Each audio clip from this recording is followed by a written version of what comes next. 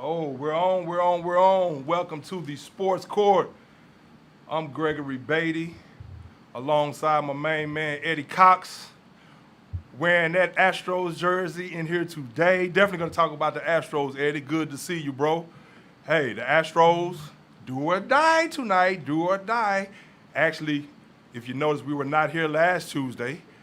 Went to check out the Stros, but we're back in here this Tuesday, handling our business. Looking forward to that game. Of course, there's a lot of NFL action going on. I love what my Cowboys did Sunday night. Eddie, while I was turning back and forth from the Astros game, you know I had to check out my Cowboys now. I'll be honest. When they said Dak was out, and I said a couple of weeks ago, I said, if he has a strained calf, it behooves you to keep him out for a couple of weeks because you do not want a strained calf lingering all year with someone of Dak Prescott's importance to the team, how great he's been thus far throughout the season. You know what I think about when I think about a strained calf? I think about Kevin Durant. And I think about how a strained calf went from being a strained calf to being the torn Achilles that was heard around the world and really changed the trajectory of where the Warriors and where Kevin Durant was going from there. You know, that changed everything in the NBA. And we look at the trajectory that the Cowboys are on right now. I mean, you know, we like to poke fun at you, Greg. You know how much you love the Cowboys. Let's face it. This is one of the best teams. This is one of the best teams in the NFL right now. Yes, and sir. you know, and I told you when we were watching Hard Knocks that I could feel that type of momentum building with this team. I felt like they finally put aside, you know, thinking that well enough was just okay. It was no longer going to be good enough for the Dallas Cowboys. Jerry let Mike McCarthy know that just getting to the playoffs wasn't going to be enough, and Mike McCarthy conveyed that to his team that if we're not playing in the last game of the year, then we have failed. So they're off to a start that says just that. You know what, Eddie? To your point. And like you said, they can't afford to have Dak go down with a mismanaged injury. That's the bigger point right there. I totally agree with that. And that's just how important he is because of what you're saying, because of how well they've been playing thus far in the season. So you know they're true Super Bowl contenders right now. The talent has always been there. And you're right. I'm sure Jerry Jones and Mike McCarthy had to know himself that he had to get it done this season. And because the talent that they have, you sign your franchise quarterback, so you don't have that dilemma now about, well, the Dak situation where you can lean on that. Now it's time to get it done. You have Ezekiel Elliott, you have Tony Pollard, you have a new defense coordinator coming in, you drafted a great young rookie linebacker. And so now there are no excuses, and you can't have Dak out there re-injuring or subsequently tearing an Achilles or whatever, or just being out for multiple weeks. The good thing about the Cowboys situation, too, is that I'm sure they took into account while Dak was trying to ramp it up. I was just hoping that Dak didn't actually re-injure his calf while trying to work out and just trying to show that he's able to play. I was like, be cool on that now. It's not that important that you play this week, Dak. If you look at the division where the Cowboys are at right now in the division, these teams continue to lose. The Giants lost a tough one last night to the Chiefs. The Chiefs, we'll talk about them later on when we talk NFL, but they have issues of their own right now. But the Cowboys, Cooper Rush went in there. He did a tremendous job, and I was thoroughly impressed. And the defense is stepping up. They're making big plays, and that's the difference this year is that defense. So the Cowboys, I think, as a whole, and it was good to see them get that win, that's gravy. If I'm the Cowboys right now, Eddie, I think about even sitting them out maybe even next game. I really do. Against the Broncos at home, I think you can win that game. You have that confidence. You have the quarterback who believes now. He has great weapons around him. He utilized all of them. I was very impressed the way he got all of them involved. He got Amari Cooper involved. He got, of course, CeeDee Lamb. Then you have your two running backs back there. But again, the defense, making plays when they have to, and just being a team that congregates around the football. They're just fast, and they like to hustle. They like to play. So I like where the Cowboys are headed. I think that win the other night was gravy. But again, if Dak Prescott, I was sitting for another week just on GP and just to make sure, hey, he's good. He's good. I mean, things went well, and that's kind of a sign there with Cooper Rush, how much better you could look whenever you're working with the first-team offense. We know how the preseason went. It didn't look good. Threw for over 300 yards. It didn't look good for any quarterback in the preseason for the Dallas Cowboys. I mean, I remember watching those games and watching them up close on Hard Knocks and feeling bad for these guys, wondering if they were going to cut every single backup quarterback they had and go pick somebody up off the street. Really? You know, bring in a guy like a Joe Flacco or something like that. Somebody who you know can maybe just keep the ship. Just hold down the fort. Yeah, just hold it steady until Dak comes back. Because if Dak is gone for a substantial amount of time, you know, we all know what that means. Absolutely. But you know, hey, you got to give the guy a lot of credit. Give the kid a lot of credit. He worked with the first team throughout the week. He knew this was coming. This was going to be his opportunity. They didn't go in there and act like they were scared to use the arm of Rush. And you know, sometimes you will catch a team sleeping, thinking that you're gonna come in there and lean on 21, lean on Pollard. You know, I'm on DraftKings. I'm thinking the same thing. Ezekiel Elliott, Pollard, they're gonna lean on the running game. No, they didn't necessarily do that, and that was probably why. Yeah, that was probably why they were able to jump on them like they were able to. Yeah, great play calling. Again, the defense showed up, and so hey, great victory by the Cowboys. That to me legitimizes that, in my opinion, that they're legit and they know what they had to do. They knew what they had to do without their leader, and they still had to hold down the fort. I mean, in past years, the Cowboys would probably go out there and lay an egg or something like that. But again, the backup quarterback was very confident, very efficient, and he knew how to utilize the players around him. And he didn't try to do too much. He took what the defense gave him. He wasn't perfect by any means, but I'm like you. I wasn't too happy when I found out Dak wasn't going to play, other than the fact that I was happy that he wasn't going to be able to re-injure himself. And it was kind of like, in my opinion, almost like a throwaway game, even though, of course, you know I wanted the Cowboys to win, especially when I saw that they were close throughout the game, and then they came out in that third quarter, and he threw that long touchdown pass to Cedric Wilson. I said, okay, the Cowboys going to win. They're going to win this one. You know what I'm saying? So the Cowboys got it done. So, hey. NFL in about 15, 20 more minutes. But, of course, we're going to dive into some MLB, the World Series, the Houston Astros. That game is tonight. You all have that game on in the background at 7 o'clock and listen to the Sports Court.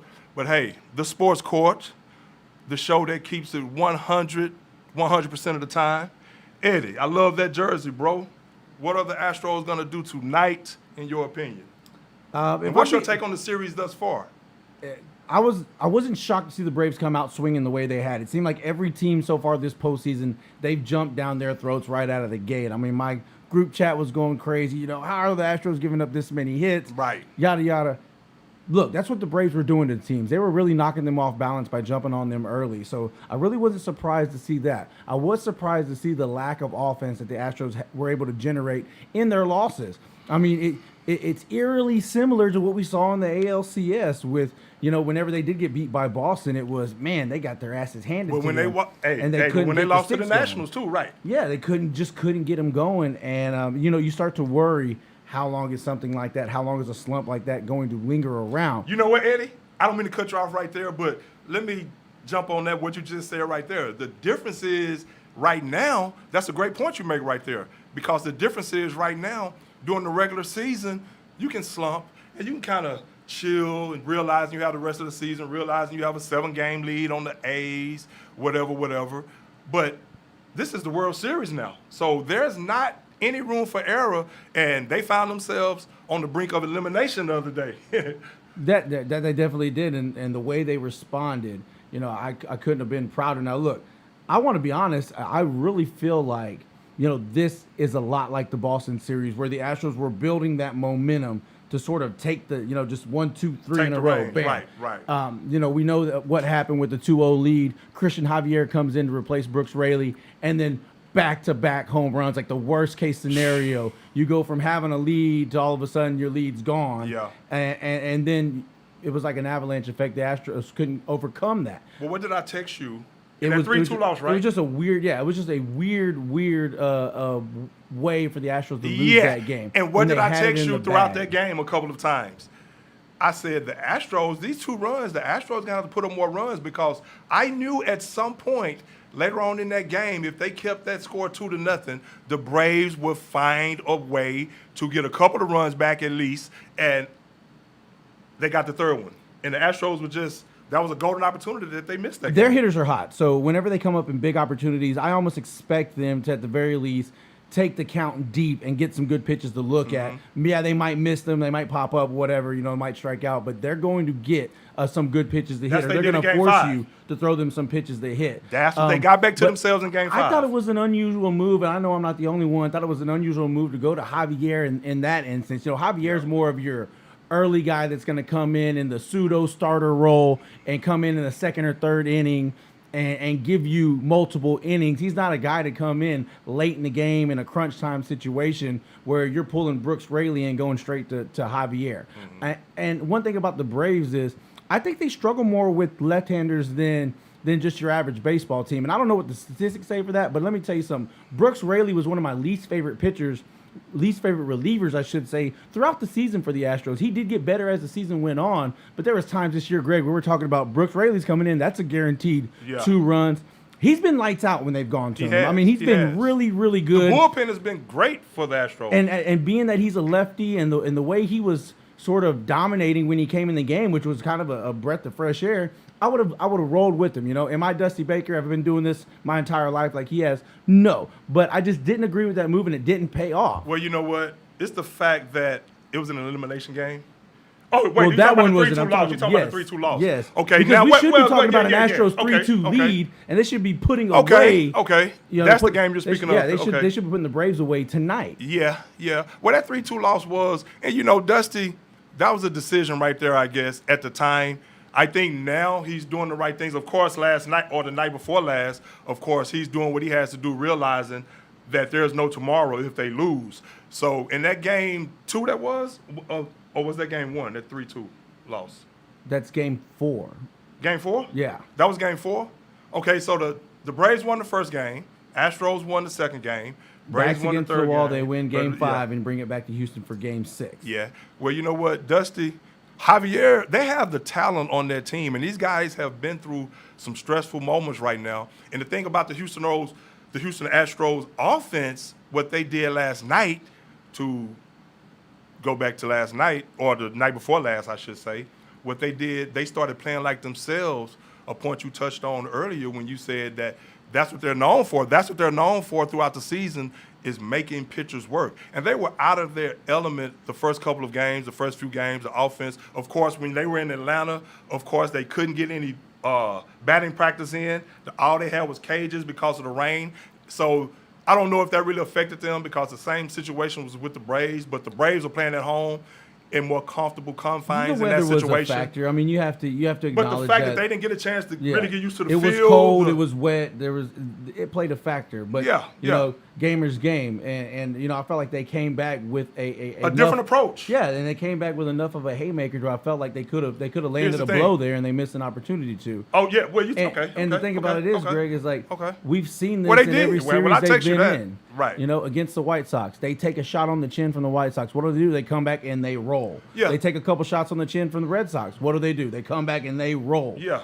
They were on their way to putting together that kind of roll, and then those back-to-back home runs happen. But look, it's not too late. So yes, but they brought the game. About that they brought the series back to Houston. Well, see, that's where I was going, and that's what I was more on right there about the fact that they got a chance to make it back, because we could have been coming in here today talking about the Astros being eliminated. Now, that was a heartbreaking loss when I text you a couple of times and said, hey, they need more than 2 runs because they're going to lose that game. And that's exactly how it happened, and hopefully they'll learn from that. Again, and the hitting had to get going. They changed the order up. Dusty Baker, he changed the order up. And what they started doing in the last game, Eddie, of course it was do or die. So they knew they had to get back. That shows you their experience right there, because they could have flustered or really got nervous in that situation and really choked in that situation. But these are guys that's been there. So they knew that they had to get back to their approach at the plate, and that's taking pitchers deep into counts and making them work, getting the pitches that they like and actually putting the bat on the ball and having situational hitting. I mean, in that game 4 that they lost, they had 12 runners stranded. So they had to get the bats going. Now Bregman he still due to break out, even though he got us on the board with that double. I think it was with that double in the first inning, I think it was, a couple of nights ago. But the double, he's the one who got the Astros the first run. He was still only 1 for 4. So he still do. I think coming back home tonight, what I think the Astros have to do, Eddie, and of course this goes without saying, but I think to take some of the pressure off the pitcher, Javier, what you have to do is he has to come out in that first inning and pitch a shutout. The Astros have to come out in the bottom of the first inning and get a lead, score 2 or 3 runs early in Houston, take some of the pressure off of that pitcher, make sure those bats are going, and then roll from there. But you want to put pressure on Fried and Atlanta. You want to put pressure on them. You don't always want to play from behind against the Braves. Now, they have wiggle room. You don't have any wiggle room. So you have to come out of the gates early and often. I think what the Astros started doing, too, as the series went on, they started seeing a lot of these left-handed pitchers, and so they were able to settle down. Now they have more tape on these guys. They've seen them. Atlanta throws a lot of left-handers out there. So I think the Astros have seen those guys enough now. I think they get it done in the man, I was about to say the dome. I was going back. Yeah. I was about to say the dome with Bagwell and Biggio on it. Well, if that was them against the Braves, they wouldn't get it done. Yeah, back when that hair was still black, yeah, you could go to the dome.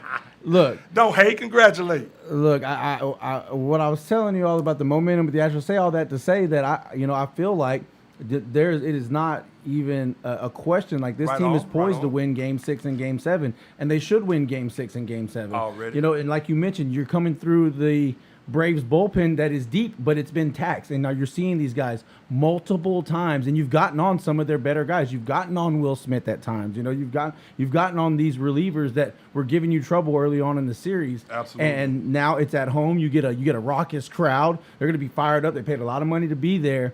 It's a great point by you. You get out to an early lead. You're going to put an energy throughout that building that's going to be hard for the Braves to put a damper in.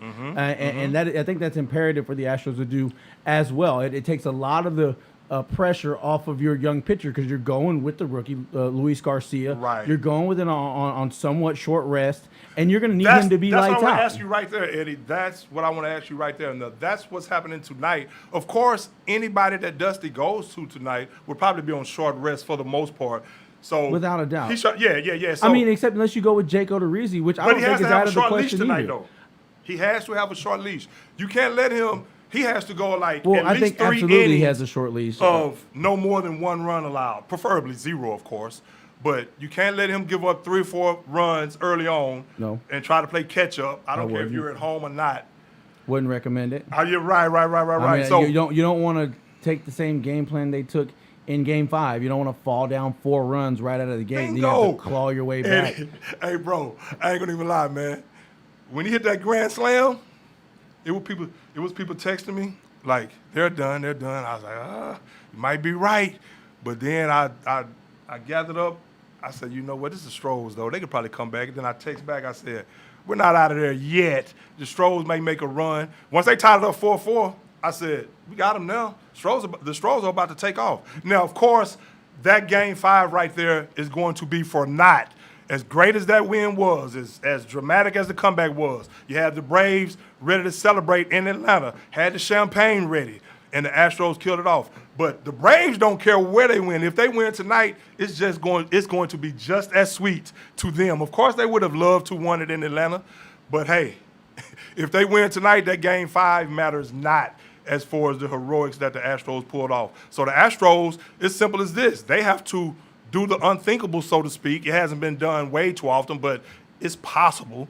Like I heard John Singleton once say. He said, don't worry about if it's a reality or not. Or no. Yeah, is it possible? As long as it's possible. So that's the thing, man. Hey, the Stros, they can come back from being down 3 games to 1.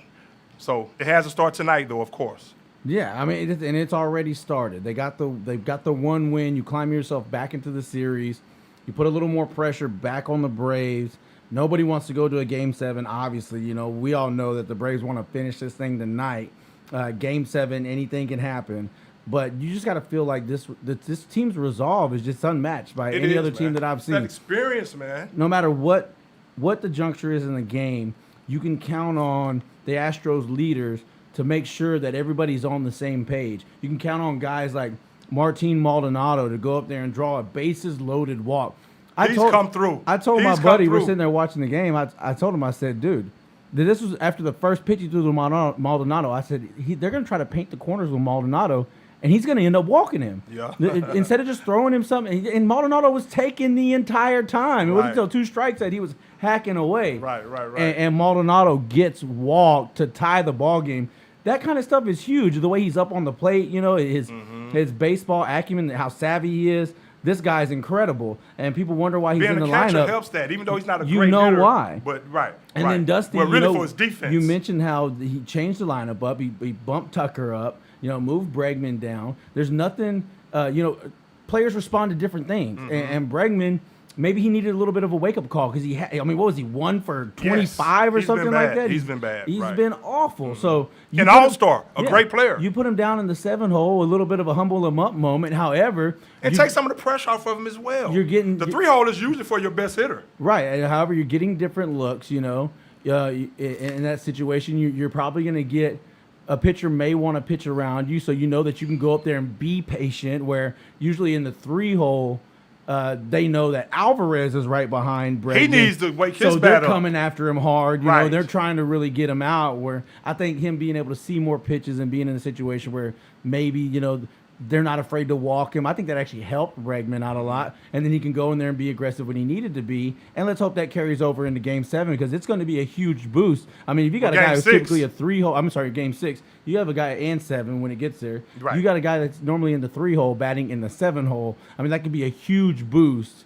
Absolutely. For that offense. I mean, you don't get guys that hit like that. It's just like Tucker when he's in the 7 hole. It's like, man, when does the there's no break in the lineup. When you get a respite from these guys, right? You don't. And that's what the Astros have been known for, and that's what we were all waiting for them to do, to show that depth in their lineup on the offensive side of the ball. They're the best offensive team in the major leagues, and that's why they've had so much success over the last 4 or 5 years. And so the lineup is deep you don't have a break throughout that lineup anywhere. You even have Maldonado hitting now. Now, of course, you're playing on American League rules tonight, so you're going to have the DH. So they'll probably have whoever they have playing. It's going to be center. Alvarez. Alvarez is going to be the DH. Okay. Jose Siri is going to play center field. I like Siri a lot. I think Siri can be a very good center fielder. Speedy. I think he can be like a 5-tool type player. There are some other guys, too, that they have. But for me, I like Siri, and I'm glad they brought him up. And I like the way he's been contributing. And he just adds an element to that team that I think if they just let him play, and, of course, this is the World Series. You team the best chance to win, of course. But right now, I think it's Siri. So, and let me ask you this, Eddie. Speaking of the Astros real quick, of course, we're going to stay tuned. We're going to talk a lot of NFL. I want to talk some college football, too. Started because we're getting geared up for the World Series. It's a huge game. It's the biggest game that's been played in town in a long time. We're keeping our eyes close on the one franchise, in this city that's doing big things. I like that jersey. Again, I like that jersey. Does Correa stay? He'll be a free agent. We are fired the hell up here on the sports court on a Tuesday, and we're just thrilled for this World Series. We're looking for the Astros to do something epic, something that is going to sit really, really sour with a lot of baseball fans, but it's going to be real sweet. You know how many people are rooting H. against the Astros tonight? So it's like the Astros, they're waiting for the Astros. I can name one person in particular. Well, I'm not going to call any names, but he's on the radio, and he hates the Astros. I check him out sometimes when I'm on my way to work, and I'm like, he hates the Astros with a passion. Anybody who listens to the radio at that time of morning probably know who I'm talking about. But you know what? The Astros, it's up to them to get it done tonight, because the thing about it is that was their fault. They've admitted to that. And what did I say? What have we been saying since right when it happened? We've been saying the only way they atone for that is to go in there and win another World Series. They got close last year in of course, a shortened season because of the COVID outbreak. And this is their time to prove, that they are legit. So you know now, even if they win, it's going to be a situation like people are going to give them their props for this year. Yeah, they're a great team. But then the narrative is going to be, well, they didn't have to do that in 17.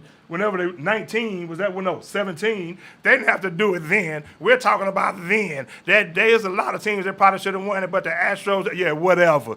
The Astros showed you that they're legit. Now, I'm saying all that. If they lose tonight, the Braves will be celebrating at Minute Maid. So the Astros have to get it done. You have on that Correa jersey. Does he stay? I think the Astros have to find a way to pay Correa. That's the guy. That's the heart of your team. He's the spokesperson for your team. He's the leader for your team, in my opinion. When things get down, he's the guy that keeps them rallied up and says all the right things in the media. You know, a strong, tight personality. And with that kind of talent, 27 years old, you find a way to keep Correa. It's going to be tough because he's going to have a lot of bidders. 90% of the fan base is inclined to agree with you. I've seen a late trend, especially when the Astros starting pitching was struggling early in the ALCS. There was this late trend that, the Astros need to just forget totally about Correa, go after starting pitching. It's imperative that they find guys. Look, they've got a young, developing a couple of young stars in Garcia and Valdez. I agree. Guys totally they can agree. build around. Totally and we agree. know James Klink is not shy to go out there and make moves and figure out a way to get, the right guys on the staff. He did it with the bullpen. I think he can do it with the starters when the time comes. But, you're right when you talk about the heartbeat of a team, the soul of a team, the leader of a team. That's Carlos Correa. And there's no ifs, ands, or buts about it. When they get him on TV, he's sitting next to Big Papi and A-Rod and company up there on the set, they're almost in awe of him because of how well he has a presence. How well spoken he is and how he speaks for the Astros. And there's no doubt about it that he's speaking for every single player. Former number one overall pick. In that locker room, Greg, he speaks for every single one of them, and they'll allow him to. There was this thought, Greg, early on in the season, there was this thought that Carlos Correa would move on and the Astros would just sort of move Alex Bregman in that shortstop and just move him into the position, just have him fill the shoes of Carlos Correa. I think now we've seen throughout the remainder of the season, from that point till now, that Bregman maybe isn't that guy. Is Bregman a fantastic player? Is he an all-star? Absolutely. I think he's a crucial cog, in the machine. But he is not the guy to lead the type of clubhouse that the Astros have. When you look at a team that has the guys, the likes of... I say you keep both of them. That has the likes of Alvarez, that has the likes of Altuve, that all the other young Hispanic and Dominican, all the other players in their organization. There's something about Correa that speaks more to these guys as a whole that I don't think Alex Bregman is capable of doing. Right. And I could be wrong. No, I got you. I could be wrong, but I just feel like Carlos Correa is the right guy to lead that group of guys. Now, they're not trying to choose between those guys, are they? No, but the idea is if Correa moves on, then you move Bregman to shortstop and you replace your third baseman, and then Bregman becomes the guy. That's addition by... I don't know who they were replacing with, but that's addition by... they have the best infield. That infield that they have with Altuve, of course, you have Bregman, you have Carlos Correa, and you have that's it right Gurriel. there. And Gurriel at first base. They played the most World Series games than anybody in MLB history. And so that infield is a great defense, a great infield. You don't break that up. Bregman was the number 2 overall pick at one point, former MVP. So you just let him figure it out and get it going. He could still be injured somewhat. He missed a lot of time because of injury this season. So a lot of times when these players, they have injuries, they don't like to talk about it, especially the tough ones. They don't like to talk about their injuries because they don't want to make any excuses. So maybe that's a situation right there that I tell you about an injury. I tell you about an injury. Nah, nothing. The problem is, Greg, or the fact of the matter is that they can throw a boat the size of a boatload of money the size of Captain Tom's at Carlos Correa, and he may still decide to go elsewhere because there is Yankees, no doubt Red about Sox, it that they'll find a way. Even though the Astros can't offer him a substantial contract, they could do something they've never done before. They won't be able to offer as much as a team like the Yankees will if they really want to break the bank. That's just it. Or maybe a team like the Carlos Tigers Correa? come in and break the bank. Where's his head at? Mm-hmm. And really, players get to this point in their career. He's over 30. He's 27. Or he will be over 30 the next time he'll ever come up for a contract. Okay, right. He's got to get that money now and as much of it as he can, and that's how a lot of these players look at it. They can't take a 5-year deal, even though it may be top of the market pay. They can't take a chance on in 5 years. They're not going to be able to sign a deal worth anywhere near that type of money on a yearly average. Based on that's a situation where it's all about the money, and plus, some people will bet on themselves in that situation and realize at 32 in baseball they're still in their prime. But Correa, he may not feel he can stay healthy enough. It's and he hard may just to be do. ready to just and jump then on when as you much think as about he it can too, get right Greg, now. in baseball is the one sport where players are severely held back from making what they're worth. You go through the team control, arbitration, all this other stuff before you finally are able to hit an open market. And you see so many players like Carlos Correa. I mean, what's his salary now? It's minimal. What is somewhere in the teens a year? What's he make? Exactly what's he make? sure, 12 million a year. He's due. He's due to re-up. He's giving you I'll put it like that. 30+ million of production over his almost entire tenure with the Houston Astros. Yeah. Yet he's made pennies on the dollar for that. So you cannot fault the guy for wanting Great playoff player. Yes, for wanting to get paid retroactively for what he's done in the past. And that's how baseball players look at it. That's how they negotiate. You're not just paying me to keep me in the future. Yeah, you may overpay me when my ass is 40 and I can barely get up off the bench and I'm only good for a pinch hit home run every now and again. However, look how However, you've benefited from that World Championship absolutely that I've helped and deliver. we've talked look about how you've benefited financially. We talked about the window of how long the Astros can hang on to this window of being able to compete for a World Series.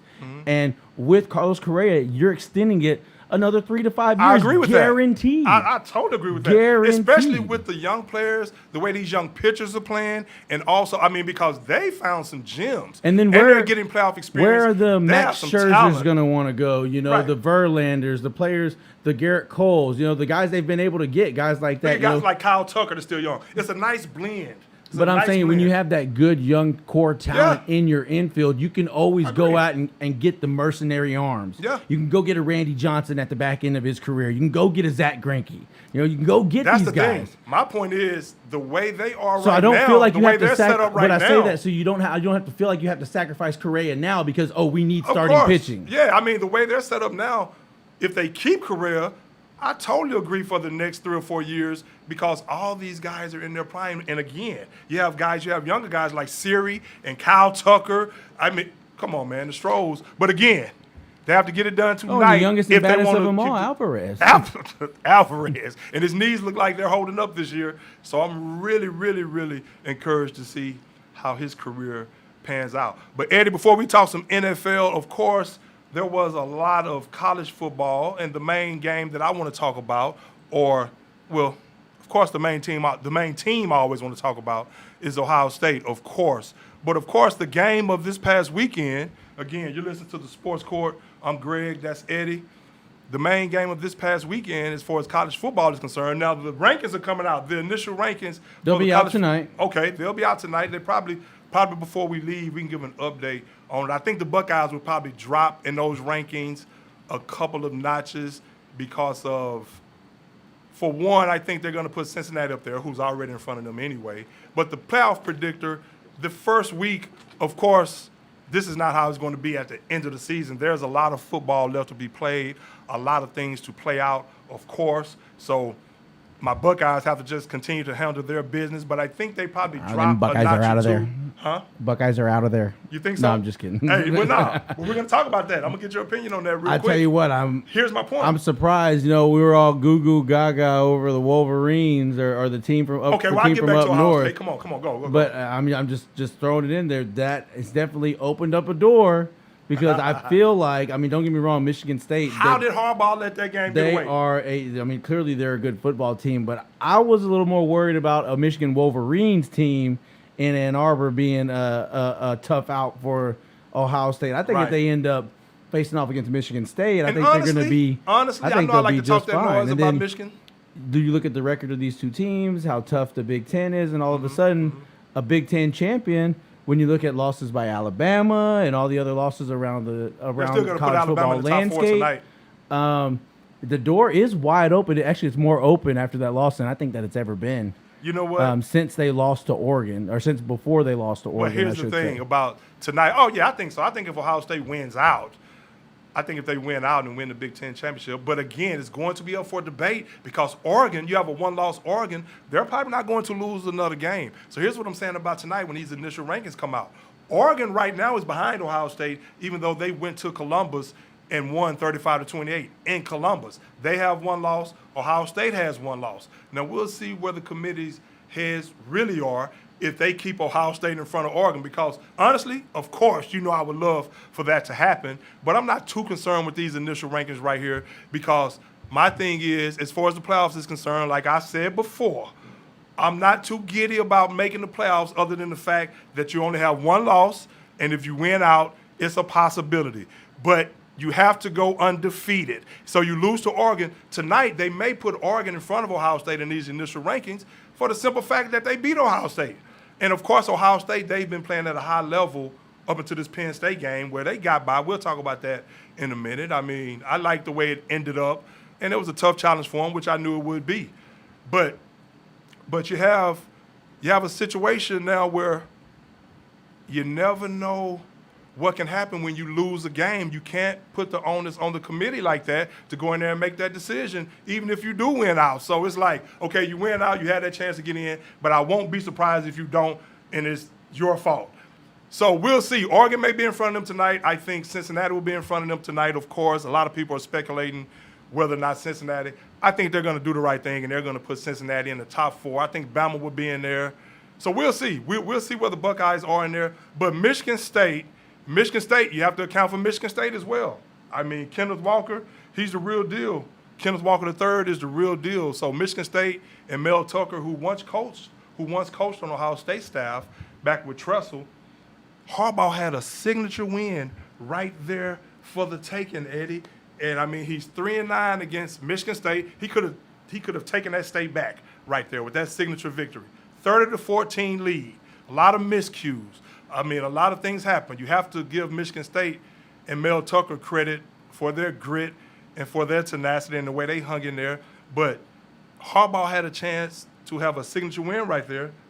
And it didn't happen. And you let it slip away. And if it isn't just almost a microcosm of how his career at Michigan has gone, I mean, whenever you think, here's what we've been waiting for. Here's the Jim Harbaugh that, took the 49ers to a Super Bowl and to the brink of one right out of the gate into the Super Bowl the very next year.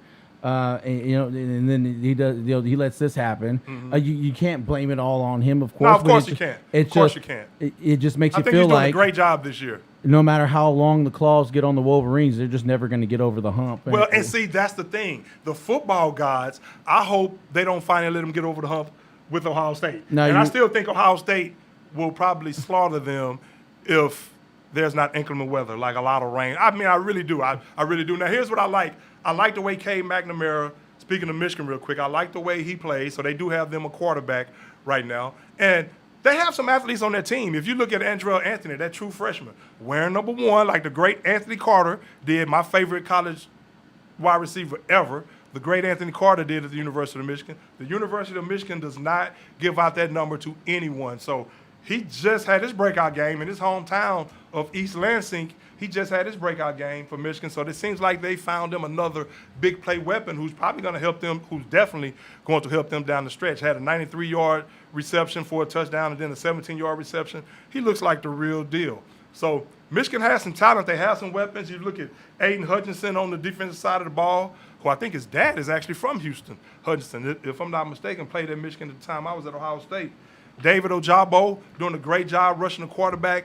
That was one Michigan should have had right there. I wanted to go into that Michigan game with them being undefeated in the big house in Ann Arbor and do what we had to do against them. Of course, we have Michigan State. That's going to be a task. I think we go to Michigan State as well. But Michigan State. Hey, are you ready Kenneth for Walker this? III? The rankings are out. Okay. And so we've got the rankings. I'm going to go, what do you want, 1 through 8? Let's go. 1 through 8. Number 1, obviously, is the Georgia Bulldogs. You all know Georgia is the head and shoulders best team in the country as of right now, and they don't show any signs of slowing down. Number 2 coming in at number 2, Alabama, 7-1. Told you they would be in the top 4. Alabama still right atop the college They're football gonna have to play rankings. I mean, there's just something to be said for their long sustained success. Eddie, real quick before you move on from Alabama, of course, that's the thing, and that's what I'm saying. Even if they make it to the SEC, well, which they are, and they play Georgia.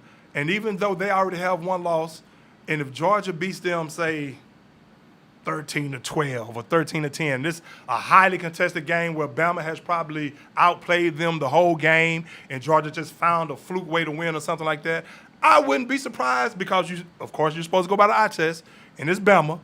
I wouldn't be surprised if Bama got in with 2 losses. So that's almost 2 spots automatically gone right there. And if Bama, of course, beats Georgia, they're both going to be in there. But go ahead. All right, so we got number 1 and number 2, Georgia and Alabama. Number 3, coming off the big win over Jim Harbaugh and the Wolverines, Michigan State at 8-0.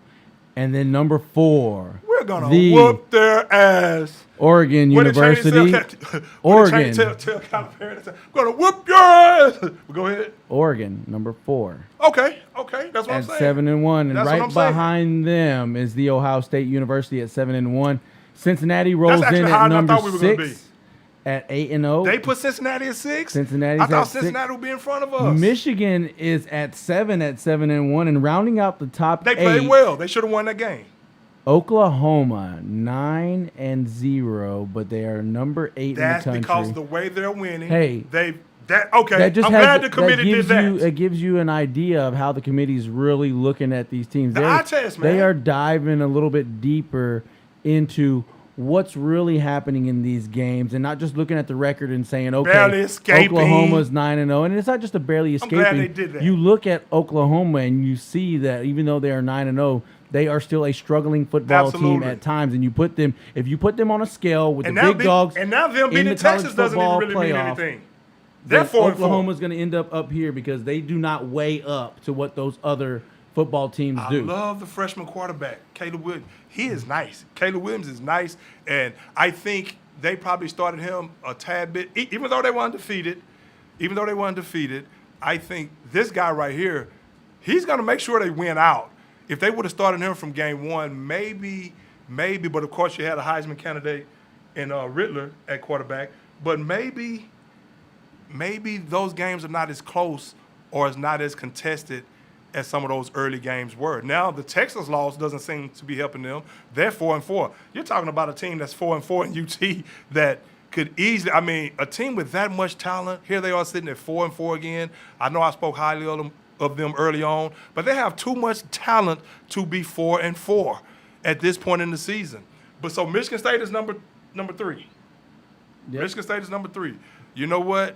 Michigan State, Kenneth Walker, he may be in New York. What did Gus Williams say? Kenneth Walker, on my way to New York. Rest assured I'll be there. See, hey man, that was a classic call right there. If he ends up winning the Heisman, that call will go down in infamy. Hello, New York, I'll see you there. Rest assured I'll be there, or something like that. I have to let him do it, but it was classic. It was a classic call. So Kenneth Walker III is the real deal. He reminds me of Travis Etienne. I like Michigan State's running game, and hey, they're a team to be reckoned with. Of course, Ohio State. Ohio State went out there and played against Penn State and came out there, Eddie. Before we talk some NFL, stay tuned for that.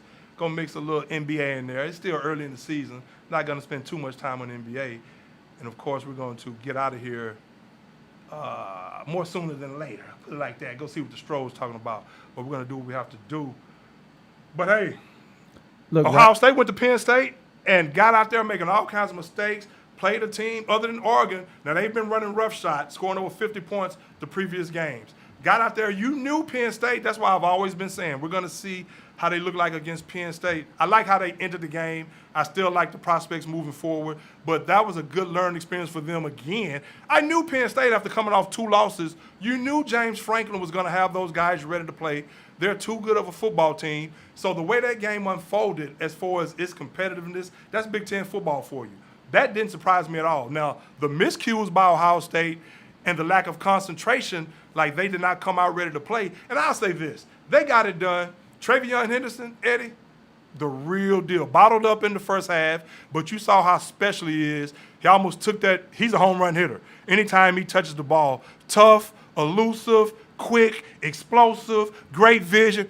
He's special, folks, in other words. He's special. Barring injury, he'll be a top 3 pick in a couple of years. They found a special one in him. And he can play receiver and split out and do his thing. Second half, you saw what he was able to do. Got loose for a long run. If that guy who has some speed himself wouldn't have had that angle on him, he would have took that to the house like he's been doing all season. But the guy had a nice angle on him, stopped him, but he ultimately scored a couple of plays later. But I don't like the play calling down there in the red zone. Ohio State was settling in the red zone too much. I don't like the play calls by Ryan Day. It seems like when he gets in some of these games, as explosive and creative as he can be, that's the situation down there where you keep trying to run the ball up the middle. You see that's not working.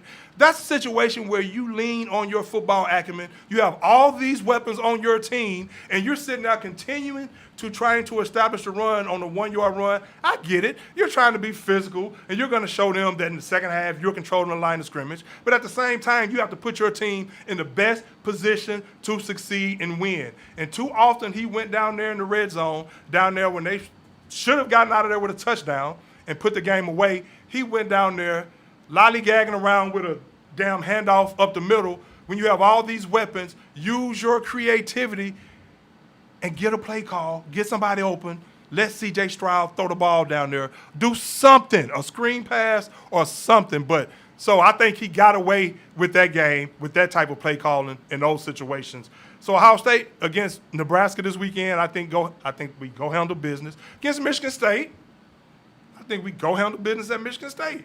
Well, that'll be the true test now, because we already know that they're the top team in the conference now after waxing Michigan and pulling that one off. Right outside the top. I thought Michigan played well. They did play well. I mean, we're not saying they didn't play well, but when it comes down to all those board members sitting around a table when they're going to figure out what they're going to do with Jim Harbaugh, are they going to say, well, he kept it close against Michigan State? Are they going to say his ass didn't get it done again, and then they're going to move on? Especially against Ohio State. Right outside of the top 8, number 9, Wake Forest comes in at 9-0. They're having a magnificent season. Sam Hartman, their quarterback, he's going to win some awards this year, certainly. Just as a sophomore, he's tearing it up. And when you think about them, you can't help but think about a transfer from Wake Forest and Kenny Pickett and how good they might be. He's looking good, if Pickett was there. Pickett is starting. Nobody knew who the hell Kenny Pickett was, prior to this season. But he just lost last weekend, though. Yeah, but it wasn't because of how he played. He played extremely well. That took him out of the Heisman contention. Possibly, but this is still a guy that would, when you want to talk about who's that one quarterback that a quarterback-needy team might move up in the draft and get, all of a sudden, I remember when it was laughable at the time, all anybody could pull out of their hat was Spencer Rattler. Now Spencer Rattler. I don't know why I said Rattler.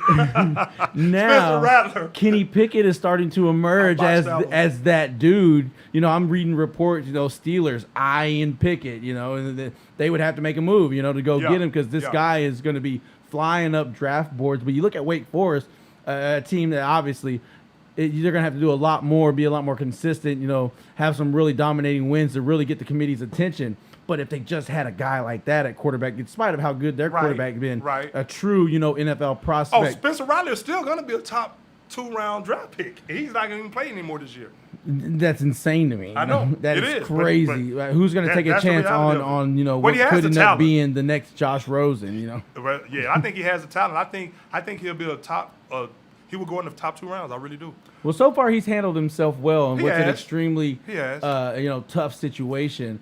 And it's not like guys that haven't been able to beat out other quarterbacks at Oklahoma. It's not like they didn't find homes in the NFL. Every one of them did, So we'll see what happens with that. But it's interesting you say Cincinnati is right there. I thought they would be in front of Ohio State. So that's saying right there, the committee, even if they run the table, they're not going to get in. They are, because they're not in now after beating Notre Dame. Who else are they going to play? Now, they've struggled with some teams since then. And if you really peep game, Eddie, and listen to the media, that tells you right there. Money talks, and I say it again, bullshit walks. And that's the thing. You put Ohio State right there on the cusp where you're saying all you have to do is win out. And you're probably going to get in. Because even if Cincinnati wins out, if they really had the intentions of putting Cincinnati in, if they won out, they would be in over Ohio State right now. But, of course, you want that Buckeye, that Ohio State, if they get in, you want the teams that you think are going to bring you some money. At the end of the day, they can get in the room and they can get in front of the camera and say all they want to say. At the end of the day, it's about that money.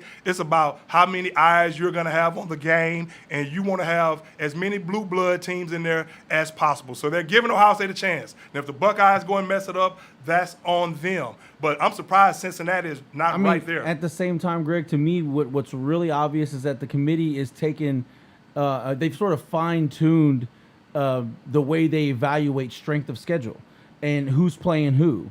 And at least that's their excuse in certain situations. Well, I mean, yeah, you call it what you want, but I mean, even when Cincinnati should be ranked ahead of us. Even when you look at an 8-0 Michigan State not being the number 2 team in the country, maybe their schedule hasn't been as tough as Alabama's. You could argue that it hasn't.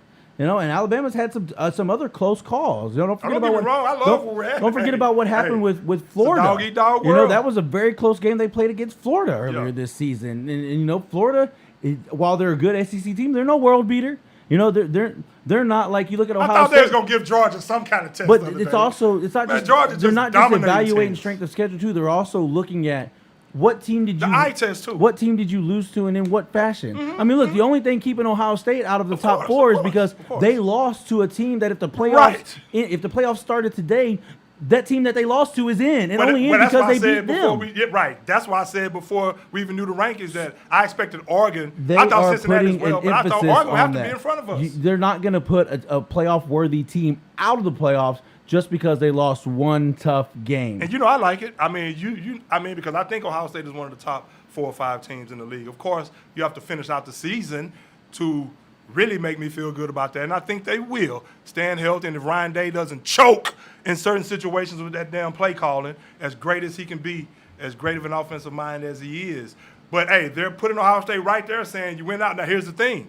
It's going to come down to that again. It's going to come down if things stay as is. If Oregon wins out, of course, how can you put Ohio State in over Oregon? Again, it's going to come down to that Georgia, Alabama, and what really happens that game. I would like to think that if Alabama lost that game, no matter how competitive it was, I would like to think that they would be like, no, you have 2 losses, you can't get in. But if they're going to go by, quote-unquote, the eye test and the fact that Bama is Bama, and look who they played Georgia, and then they're going to look at Texas A&M, a team that they lost to, and say, hey, Texas A&M is a very good team in the SEC, and still put Bama in. So it's going to come down to that. It's going to come down to that right there as far as Ohio State is concerned, because I think if Oregon wins out, even if Ohio State wins out, you have to put Oregon in there. And, of course, wait. Michigan State is number 3? Michigan State is number 3 right now. My bad. We're in. We're going to roll over Michigan State at Michigan State. That's right. You heard it here first. We're going to roll over Michigan State at Michigan State, then go up there to the team up north and put a whooping on them too. So let's see. Hey, moving to some NFL real quick. Desean Watson is still here. NFL trade deadline. The NFL trade deadline has come and gone, and Desean Watson is going to stay put with the Houston Texans as they are unable to pull the trigger really in a one-team bidding war with the Miami Dolphins. There was rumors that the Panthers might be involved. Then word leaks that Christian McCaffrey would be part of the deal, so they go into full-on damage control mode, trying to make sure that the feathers of their superstar over there are not ruffled, because let's face it, I mean, at sometimes it seems like he's exactly all they've got. I know, man. He's not even playing right now, and they're making sure that he's not worried about being shipped out of the building, even though I promise you they were discussing it, because if you can get Deshaun Watson, you let a guy like McCaffrey go. Right. However, that didn't happen. Miami didn't make a move. Donald. No, I'm talking about Christian McCaffrey being part of the deal that would acquire Deshaun Watson. Wait, okay, you threw me for a loop on that, but I thought you were speaking of Donald. No, there was saying that there wasn't Darnold is not Darnold. going I know Deshaun the Watson Texans never wanted a quarterback back in the deal. Wait, so Donald wasn't in the deal? Donald? Had there been a deal prior to the trade deadline, there was not going to be a quarterback in it, which means had he gone to Miami, Tua Tagovailoa would not have come back in the deal. Had he gone to Carolina, Sam Darnold would not have come back in the deal. That was an immediate that's news to me, demand that had to be met that Nick Caserio made right in the beginning of negotiations.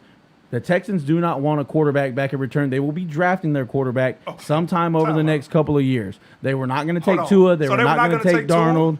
No, Sam Darnold? No, because they wanted nothing but draft capital and legitimate superstar I know they want players. as many draft picks as possible. They're going to see what Mills can be, and maybe he develops into a serviceable backup, something like that. Maybe he continues to get better and is a fringe starter. I mean, maybe he becomes one of those Nick Foles types of guys. Nick Foles won a Super Bowl, but take away the Super Bowl, just what he is now today and what he always has been. Yeah, Mills could maybe be that guy. Who's coming out of college that they're going to draft, though? Well, I don't see how you don't include Tua or Darnold. We just talk about because they want capital. If you're giving me Tua Tagovailoa, then I'm definitely not going to give you one of those first round picks because to me, if I'm negotiating with Tua as one of my bargaining chips, he counts as a first-round pick. He was drafted number 7 overall less than 2 years ago. Number 5 overall. Five was whatever. He counts as a first-round draft pick. You're not going to get 3 or 4 firsts from me when I'm giving you Tua Tagovailoa. That's a good point. That's why the Texans are not even going to negotiate getting a quarterback in return because they only want draft capital. Okay. Unless it's a guy like Christian McCaffrey, it's a guy like maybe a big name corner, it's a Christian cornerstone player, But even then, even Christian McCaffrey, that's almost like that's almost like reaching for fool's gold because as great as he is, the injury issues and all that. But he's injured right now. But you make Carolina feel great like talent. You make Carolina feel like they have to throw him in if they want to get Deshaun Watson. You know what I mean? Because if you can get him, might as well get him. A player like that becomes an immediate asset. Right. Not only he's not going to be healthy during the rebuild, or he's not going to stick around throughout the rebuild. We turn around and we flip him to Tennessee or somebody for some ungodly amount of picks or something like that. You could see something like that happening. So he's a valuable asset they would acquire. They just didn't want to dabble their toe in the water with any of those quarterbacks because that's not who they have their sights set on. We don't know who it is, but we know that he is not playing on Sundays as of right now. He's playing on Saturdays. Okay, I got you. Now, the thing we do know is, too, that Deshaun Watson at least will be here for the foreseeable future. I mean, they did not pull that deal from what I'm hearing on some reports, Eddie. Of course, I don't know how true they are, but supposedly Deshaun Watson, actually the Miami Dolphins and Deshaun Watson, they actually just met or talked to Deshaun Watson, allegedly, from what I'm hearing. They just talked to him yesterday, and I don't know why, if they're trying to acquire somebody in a deal, that they wait to the last second to speak with them. But supposedly they could not come to an agreement on a deal, and supposedly Deshaun Watson is supposedly still proclaiming his innocence, and he's going to go fight it in court. So the Dolphins could not get resolution on whether or not he was going to settle.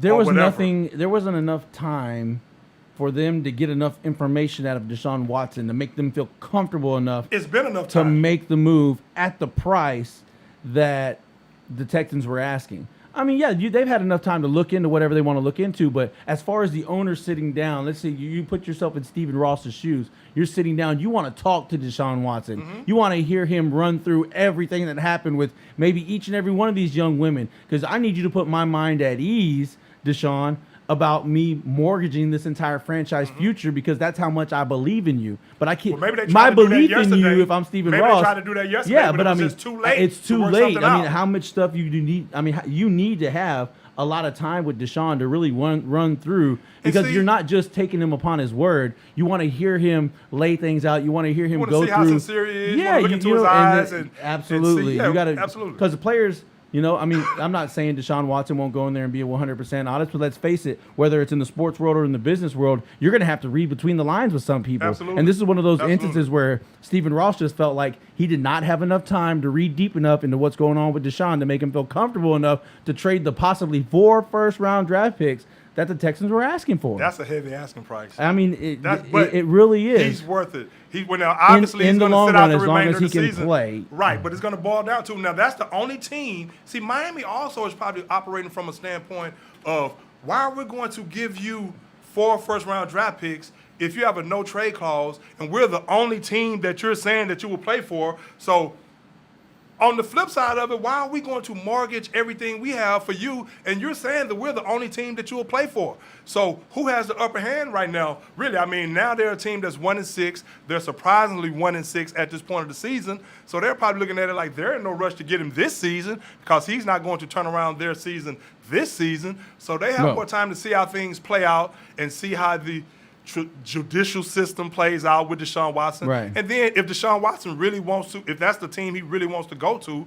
and how bad does he really want to play? Can you see Deshaun Watson really sitting out another year? Of course, that's the Texans thing. The Texans, I feel like, if they're probably willing to hold on to him for the long haul, until he softens his stance on where he wants to go. I mean, they don't want to work something out with. They don't want to send him just anywhere. But however, when draft time comes around and there's a lot of teams bidding for his services, he may be able to choose from a handful of teams, which is not something he's able to do right now. Yeah. Because the teams that are going to be interested later on, there's no guarantee that they're going to come in and get a seat at the table for these negotiations this season, because those teams aren't willing to trade that type of capital for that big of a risk right now. But in the offseason, when this is all settled, everything's said and done, the civil lawsuits have been settled, HPD has moved on to whatever crime adventure they've got going on here in Houston. And then you have more clarity. And then now they know, whoever knows they're getting Desean Watson knows they're going to get him. He's going to be suspended. He's not going to be suspended. Right. And then you go from there.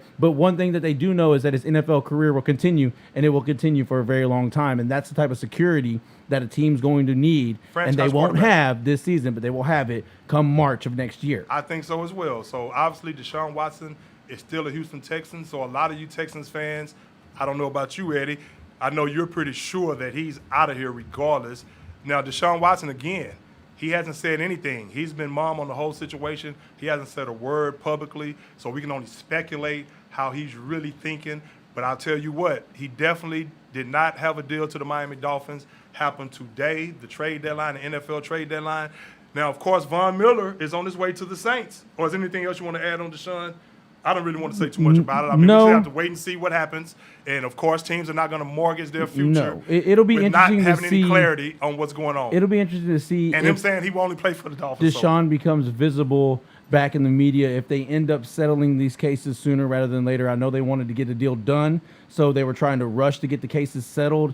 That way, Stephen Ross could have his peace of mind. They can move on from this. The Texans can move on. Desean can move on. He can get back to doing what he does best, and that's playing football. However, that's not going to happen. And then in the offseason, whatever teams do come to the table, by then, they will know what's going to be going on with Desean Watson. Now, before we move on and talk about Von Miller, who landed, you said the Saints. Was it not the Rams that traded for Von Miller? The Rams traded for Von Miller. I thought I heard you say Saints. Nah, yes. I don't think I did. And upon bringing in Miller, they have released Desean Jackson. So that's a no. He's been asking to be released. A one-hit wonder. Quick, what you think about that, man? A one-hit wonder. He just can't find his way onto the field enough. Right on, Eddie. What's that? We got the producer in here, Nicholas. Yeah, man, I like Desean Jackson. I'm a Desean Jackson favorite for life. Wherever he go, I'm going. There it is. Okay, Desean Jackson. He's had a long career. The problem with Desean is he can go be a deep threat for somebody. He can pop you a couple over the top, but Sign him, Jerry Jones. He doesn't stay healthy long enough to be a factor. He always has a hamstring. And when he's on the something. field, you've got safeties got their eyes on him. They already know what to expect from Desean. He's not going to sit down, in an intermediate window, 15 to 25 yards, right. and wait on a hitch route.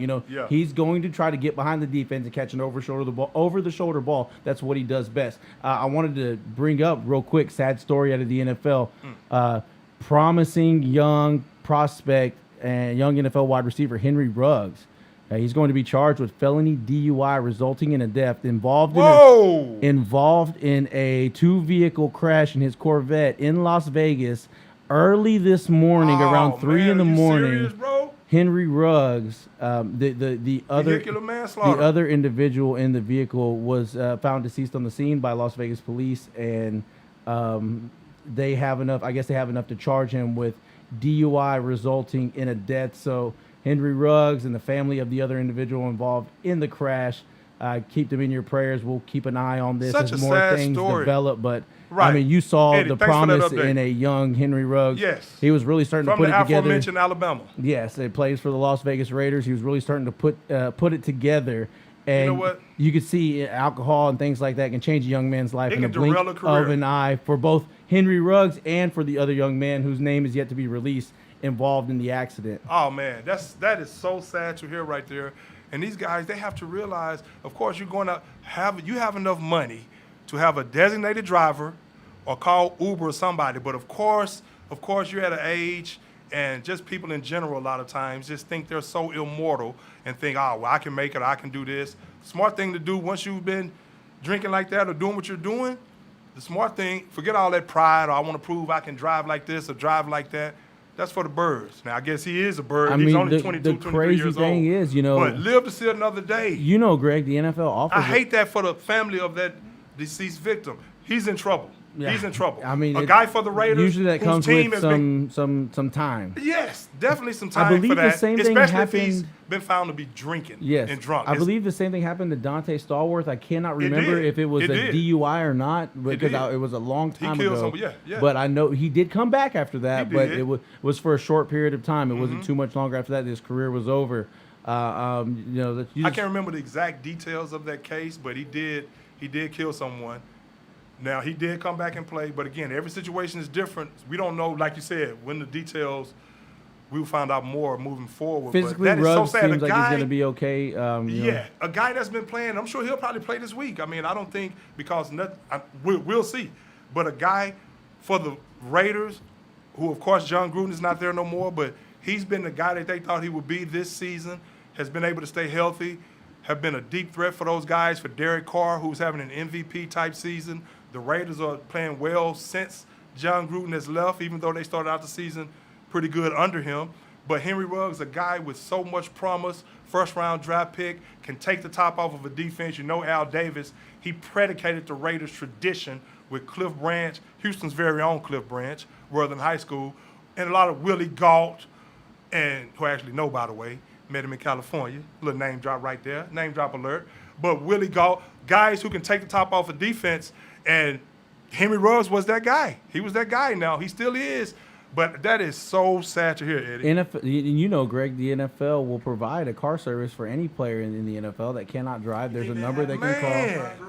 You think that happens what? Under John Gruden's watch? Yeah, because, I mean, John Gruden wasn't stopping those guys from drinking and things like that. It's just it just happened to happen since he's been gone. But, well, that's what guys do, man. It's sad to say, but that's what guys do. They get money, they get cars, they drive fast. It's he's not no the reason first. to even overthink it. That's He's what not guys the first do. Just have to one be that's smarter. been in accidents like this. You know, I know. You hear about it. All the time. Not just guys. I mean people. That's what people do. Who was that young man that played for Dallas? That him and the other guy were involved in an accident. Oh yeah, man, there's been a number of those. I can't remember. I'm drawing a blank on his name right now, but it's a practice squad player got killed.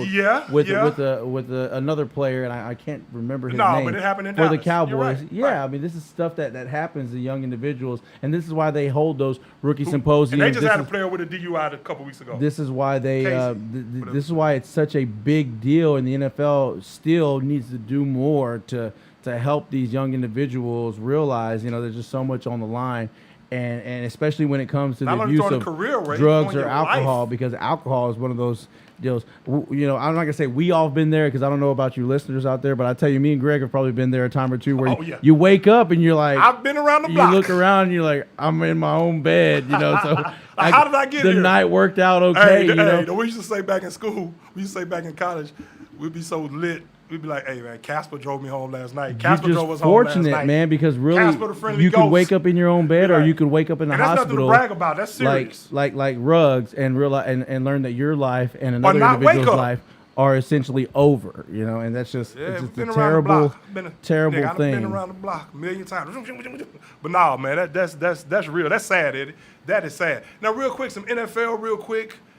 Any other game from this past weekend? You mentioned the Chiefs. You mentioned Miller real quick going to the Rams. Oh yeah, Miller going to the Rams. What is that going to do for them? Give them another Hall of Famer to go along with Aaron To me, Donald what it does and is you're adding depth. You're adding somebody who, in major situations, passing downs, you can move in and focus some of the attention off of Aaron Donald. Aaron Donald's a machine. He doesn't show any sign of slowing down. But still, any attention you can take off of him is ultimately going to help your football team tremendously. That's not even fair, and then you're getting Von Miller. What they trade for him? Second and third. You're getting him I thought maybe he was worth I love Von Miller, and he has 4.5 sacks this year. Hall of Famer, 8-time All-Pro. 8-time Pro Bowler, 3-time first-team All-Pro. Rookie of the Year in 2011 or 12. Had 18 sacks the next year. Can still, when he's healthy, can still be one of the top 5 fiercest pass rushers in the game. But to get a second and a third, that shows you right there that the Rams, they're still going all in. No, they're 100% all in. Right the next year to 2 to 3 years with the quarterback Matthew Stafford. Now you add a guy of Von Miller's caliber. You can do more things. You have more depth, obviously. You can rest more guys. You can have different blitz packages. You can have him on the same side with Donald sometimes, on the opposite side sometimes, where Donald is getting attention. You just have so much that you can do with all those other players that they have as well, and you can pair him up with different blitz packages, and they can just cause havoc. So many teams want to sort of mimic what's going on in Buffalo, where you've got 7 or 8 guys that you're really confident in that at any given time and any combination you can put on the field and they can get after the quarterback, they can get the job done. That way, when you can rotate these guys in and out late in games, fresh. late in you the keep year, him fresh. When you've got a fresh defensive line going against a gassed offensive line, that's going to be the difference in these late December, early January playoff games. And every team wants to be just like the Bills just let are. him rush the quarterback. That puts the Rams. Don't keep dropping them in coverage. Let him get after the That quarterback. puts them in a position where they can do that this year. In that division. Now, next year when draft time rolls around, they're going to be able to go to Thirsty Thursday on Thursday night because they're not going to have to make a pick until Friday. They're not. What are they going to? They're already down a first round pick, down a second and a third round pick. Yeah. They're not picking until Saturday. I know. Hey, they're all in right now. They're like, you know what, Matthew Stafford here, and we think we can win it this year. So that's one thing I give the Rams credit for right there is they know they're, like you said, they're giving away all or trading away all their But if draft it doesn't picks. work, they'll run you out of town faster than Denver They're ran putting out all their cards in. Josh McDaniels. Yeah. They couldn't get his ass out of town fast enough after Tim Tebow. I know, right? Think about that move, though, Eddie, in that division. I mean, you have Kyler Murray, you have Russell Wilson. Well, that's the thing is that, Russell, even though he's hurt right now, Geno Smith showed you that he can go in there and win you a ball game for Seattle. And anything that's going to keep them. I was impressed with Geno. It's going to keep Like his them, resolve. keep them in the hunt for either the division or a wild card spot. That's going to put teams, especially other teams in their division, on notice because the Seahawks under Russell Wilson, their team, you get them in the tournament, you get them in the playoffs, and his superstar ability just all of a sudden rises above the rest, and you'll have a team that maybe is a wild card fringe team in the playoffs, like a Seattle Seahawks, take out one of these Arizona Cardinal teams or a team that ends up being 13, 14, and 3, whatever it may be at the end of the season, because Russell Wilson is that good. So if Geno Smith can keep them there, Keep them then afloat. you know that they're looking around. And then you look at the 49ers, they're making moves. They But bring a lot in of people calling for Pete Carroll to be out of there. They bring in Charles 49ers. I know Daryl, he's going to be tuning in at some point in time. They bring in Charles Omenihu from the Texans. They got him on the cheap for a 6th-round pick. This is a promising young pass rusher, and we all know that when that defense has guys that can get in the backfield and put some pressure on the quarterback, all of a sudden Fred Warner's ended up with the ball in his hands. Yeah. All of a sudden Richard Sherman's going to be getting the ball in his hands.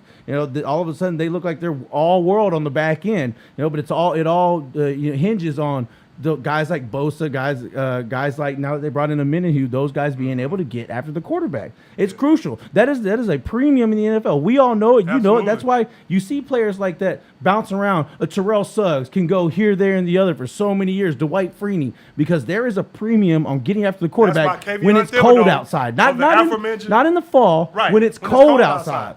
That's why Kayvon Thibodeau, who missed the game against Ohio State, and they were still able to beat Ohio State. That's why Kayvon Thibodeau from Oregon will be the first player picked in the draft. By the Houston Texans. By the Houston Texans, because he can get after the quarterback. What do you think about that pick?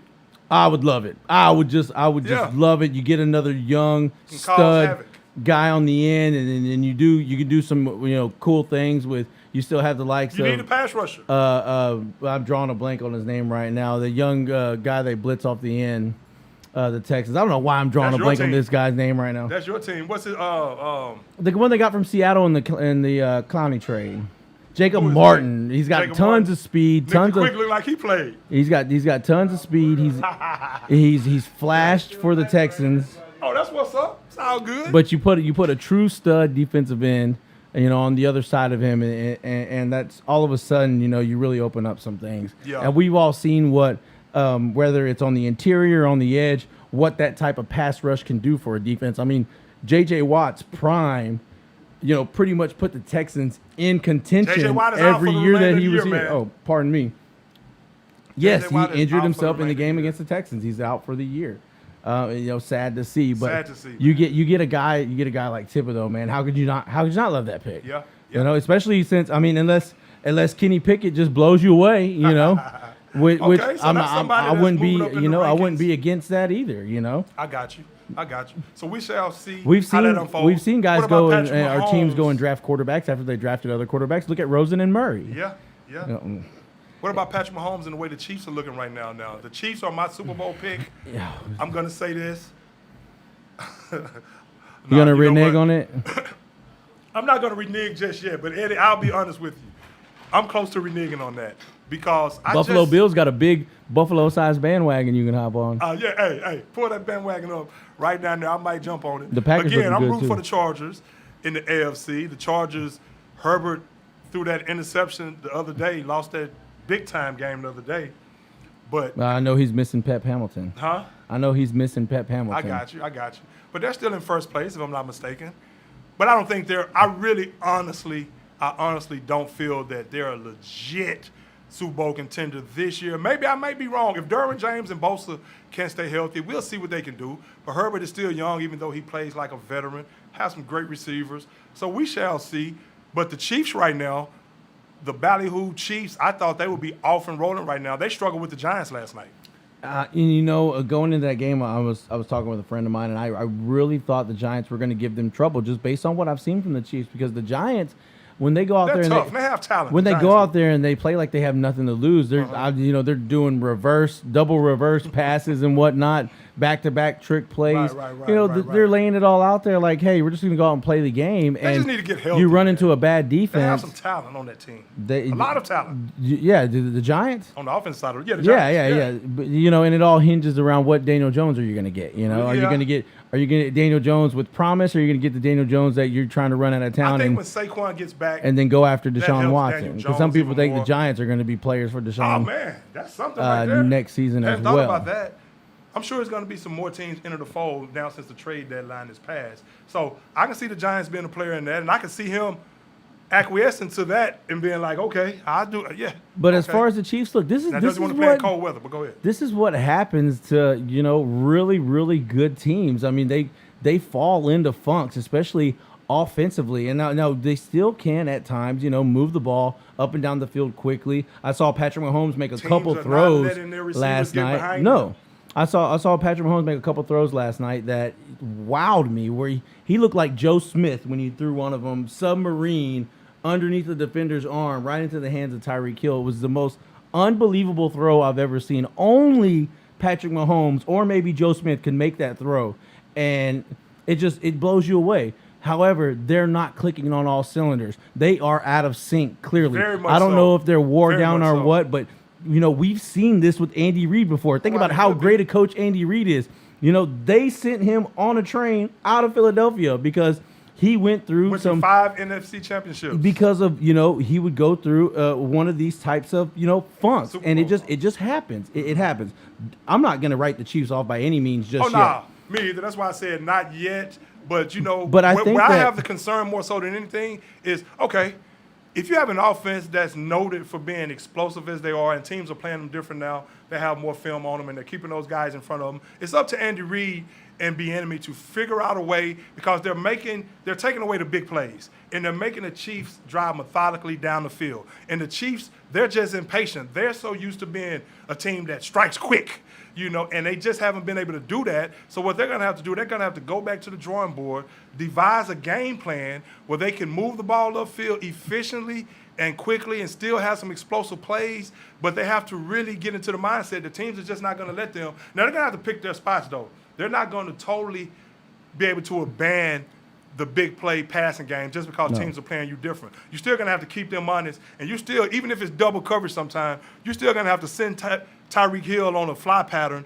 and just chunk the ball, just throw the ball down there. Now look, the thing about it with the Chiefs offense, Defense, we already know about that. like you Running said, game. they're keeping the Chiefs in front of them. Turnovers. Defenses are keeping the Chiefs in front of them. We talked about, or I definitely mentioned at length that the Chiefs never developed that type of running game that's going to force a team to bring that safety down into the Yeah, box. you've talked about it. And I hate Bieniemy is out now because he rushed for 100 yards right after you said that. But I see what you're saying about that explosive run. And he's not a guy that's going to be, even when he comes back, be explosive. But he can but he's a guy that can get you 120, or just having the 130, personnel, Greg, where and catch the ball out of the at backfield. times you can go into these running formations, you can go into these running sets like the Titans do, and you can force teams to get tight. You can force teams to pull up to the line of scrimmage. The Chiefs won't be able to do that. Running back they had off the practice squad last night. That's fine. Oh, you're talking about Gore or whatever his name. Gore. Yeah, but He's still, pretty good. Now you can work him and Bieniemy. the thing about it is he's not going to. You're talking about Edward Hilaire. I said You keep saying Bieniemy, and I'm like, damn, did they suit his ass Bien- up? I know they're hurting. We were just talking about Bieniemy. I know they're hurting that running We were just back. talking about Bieniemy. But there's no way I'm they're glad you putting corrected Eric me. sleeping I'm with glad you not Bieniemy let in me- that running back. I'm glad you not let me walk out of here, and then I think back later and be like, damn, Ed didn't even correct me right there. No. I'm like, we did talked they- about Eric Bieniemy. I'm like, did they pick up his son? I'm looking at him. Well, we were just talking about Bieniemy with the Chiefs or whatever. He's the coach. He's his coach, of course. And then Lair, who actually reminds me of Bieniemy, the way Bieniemy was at Colorado. So when you're talking about that stature of a running back, Bieniemy just came to mind. I mean, it really did. But look. But I tell you what, Lair, if he comes back healthy, I think he will give them that element where they can use that type of offense and really work. Of course, the offensive line has to help as well. But you got to have to get something out of the run game consistently. And I think they can, but they have to commit to it. When you get into these types of funks, where teams kind of seem to have you figured out, whenever you have a back or you have a set that you can go to where you can force these teams to come up, it changes everything. I agree.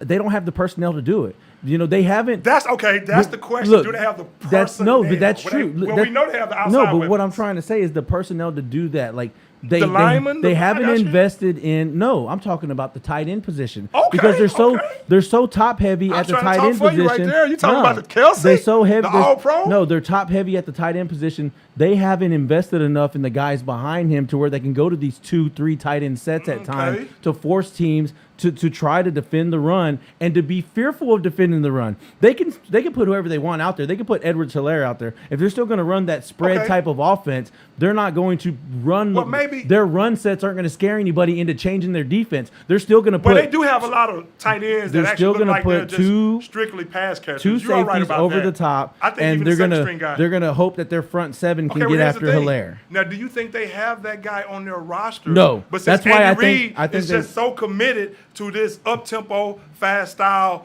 basketball, fast break type of offense that he's just not willing to commit to that type of tight end because he feels like he has to have a weapon at tight end on the field at all times that can get down the field and do the same things that Travis Kelce can so he can be available for Patrick Mahomes. So you think they just don't have that on their roster? They just haven't put that. They haven't put in enough capital into. But you'll see some drafting teams a run blocking first tight end. not just a run blocking first, but another tight end that is good. You look at a lot of these teams that they're good at running the football. They'll have two good tight ends. You look at New England and what they've been able to do with Damian Harris over the last couple of weeks. They have Hunter Henry and John Smith. But usually with the Kansas City Chiefs, it's always Kelce or nothing. It's Kelce and it's Demetrius Harris. It's Kelce and it's Blake Bell. Those guys aren't going to get it done. You're going to have to invest in a backup tight end and somebody where you can go into a game with a game plan that we're going to run the ball. Yeah, we're going to have more Travis Kelce and we're going to have our two tight end set. We're going to go out there in 21 personnel and we're going to go to war with the team and we're going to force them up into the box to put 6 men in the box, and when they do, we're going to start throwing the ball deep. Okay. Well, now, if they do, again, they could have. They can't force anybody to 8 can, in the box. I don't know why I said 6. They can't force them to 8 in the box. They can block. Yeah, I just don't think Andy Reid is willing. I think the success that they've had over the past few years with that high tempo offense, I think they're just stubborn right now. They're gonna have to do something. No, that's a very compelling point right there. That's a very astute point you're making about a way that they can better themselves. And I totally agree with that. Once you think about it, I totally agree with what you're saying. A lot of great teams have done it. So in order to it. actually have a running game, you are going to have some tight ends that's willing to block. I don't know, of course, Travis Kelce. I'm not saying that he's not a good blocker. Look at the stable of tight ends they have in Tampa Bay. Speaking of Tampa Bay, the Saints have you would think, if it was the Chiefs, they'd be like, oh, we got O.J. Howard, we're good. Or, oh, we got Gronk, we're good. Like, no, we need Brait, we need Howard, we need Gronk, we need every tight end we can get because at times we're going to load up and we're going to run Leonard Fournette down your throat. Well, Reid has to be willing because, again, when the Chiefs have ran the football, when they've committed to it, the run game is not bad. Again, Clyde Edwards-Helaire that usually hinges on them setting it up with the pass. I know. Setting it up with the threat of Hill. That's their game. Are you buying this? Hill has lost a step, or do you think he's a little banged up? He's probably just a little banged up. No, he hasn't lost a step in my opinion. I bet he can still run the same 40 time that he ran last season. Teams are playing him differently now, so you're just not seeing those explosive plays. They have to do a better job as receivers. Speaking of Tyreek Hill, they have to do a better job. Mahomes has to make better decisions on the offense side of the ball, whether they're running the ball or not. He has to make better decisions, and the receivers have to catch the football footballs cannot continue to go through their hands where it ends up an interception and make Mahomes look like he just threw a crazy interception when a number of times the ball has just been going through those guys' hands, like Tyreek Hill. It happened last night as well. So they have to get it together. I don't like Sorensen on the back end right there at safety on the defensive side of the ball. Not to pile on the guy. The whole defense is just suspect in my opinion. But they needed to get it. They really need to get it together. They need to get it together on the defense side of the ball. Now, getting toward the end of the season, usually those guys start playing and they start being opportunistic. And of course, Tyrann Mathieu is going to have to get back to playing like he usually plays. He just said that he got away from talking trash after that Super Bowl. We was talking trash to Tom Brady. He felt so bad about it that he got away from who he was. He has to get back to who he is. If talking trash is what makes him tick and what makes him play well, he has to regain that edge. I'm not saying go out there and be disrespectful. I guess he felt he was talking trash to the great Tom Brady. I'm Tom Brady. Quit talking trash to me, okay? The great Tom Brady. But speaking of Tom, so the Chiefs have to get together on the defense side of the ball, the offense side of the ball. They have to come together in jail. I mean, because these teams, they have film on them now, and it's a lot of competitive teams out there, teams that we just talked about and that we haven't mentioned. So teams are going to be out to get. They smell blood. Every week they're trying to beat the Chiefs and knock them out of playoff contention. And because you want that offense. You know, you definitely don't want an offense like that getting hot right at the end of the year and them sticking to the playoffs. Yeah. And then run they're the just trying gauntlet to tread water. like they're known to do. We got the win last But night. You know, it was ugly, but we'll take it. they're in trouble, 4-4. Greg, and they're in trouble. A lot of it has to do with the defensive side of the ball. Yeah. You know, You think? where when things were all rosy and everybody was happy when they were winning and competing for a Super Bowl. Now you've got players like Tyrann Mathieu, who was everybody's favorite son. Now he's calling out the Chiefs fan, saying the Chiefs fan is the most toxic fan base in the NFL. He said that, man. Yeah, and this is just another sign that whatever Spagnuolo's doing with that defense, there's no central leadership on that defense anymore. I don't feel like those guys are 100% behind Tyrann Mathieu. That's usually what you get for him, and I feel like right now, we've seen it in his career. He goes from being that guy to being that lone wolf to being that guy, and it's always back and forth with him. And usually, whenever he's too much of a lone wolf, that's whenever whatever team he's with, they move on from him. So that's a great point. This may be one of those deals where the Chiefs can compete. They're still a very talented team, and they're going to win some ball games this year. But ultimately, they may be on the outside looking in when it's all said and done, and go back to the drawing board in the offseason, make some aggressive moves, and then go after it again, because they're still going to be one of the most talented rosters in the league, especially on the offensive side of the ball. On the offensive side of the ball. And the defense has to step up. And their draft picks, they've been drafting a lot of offense. The aforementioned Clyde Edwards-Helaire, they drafted him in the first round. I thought they were going to take J.K. Dobbins to bolster that run game, but they took Clyde Edwards-Helaire. J.K. Dobbins out with that knee injury for the Baltimore Ravens. But they're definitely going to have to get something on the defensive side of the ball, some draft capital, and we shall see what happens. But, hey, the thing about it, they're also Tyrann Mathieu, he's going to have to get back to who he is and be that guy again. Now, is it a situation where he's checked out and he's happy with that Super Bowl ring? I don't think he's that type of guy. Or is he just not feeling confident in the players that's around him? Chris Jones haven't had the type of season that you thought he would have, rushing the quarterback. Frank Clark, he comes and goes. You never know what you're going to get from him. You know you have the possibility of getting a crucial penalty. If anything, at the least, he's going to give you an offsides or something. So these guys have to get on the same page, and they have to get it together. But, of course, the Kansas City Chiefs are not the only team in the NFL. Is Odell Beckham, before we move on, is Odell Beckham finally going to throw that temper tantrum? Had one catch for 6 yards. It's almost like the Cleveland Browns. Or poking at Odell Beckham saying, we're ready for you to blow up. I mean, how are they not throwing this guy the football? I can't put my finger on what's going on over there. Me neither. I haven't really just watched him. I don't know why his involvement or lack thereof has gotten to where it is now, but I do know that they missed a golden opportunity to trade him. I mean, I'd have been on the phone I'd have got on the phone with the Saints, the Chiefs, anybody who I thought needed wide receiver help. I would even called the Titans and said, hey, look, Julio can't stay on the field and you just lost your best running back. Any interest in this guy? Then try to get rid of Odell Beckham Jr. If you're not going to use the guy, to your superstar wide why receiver. do you keep him around?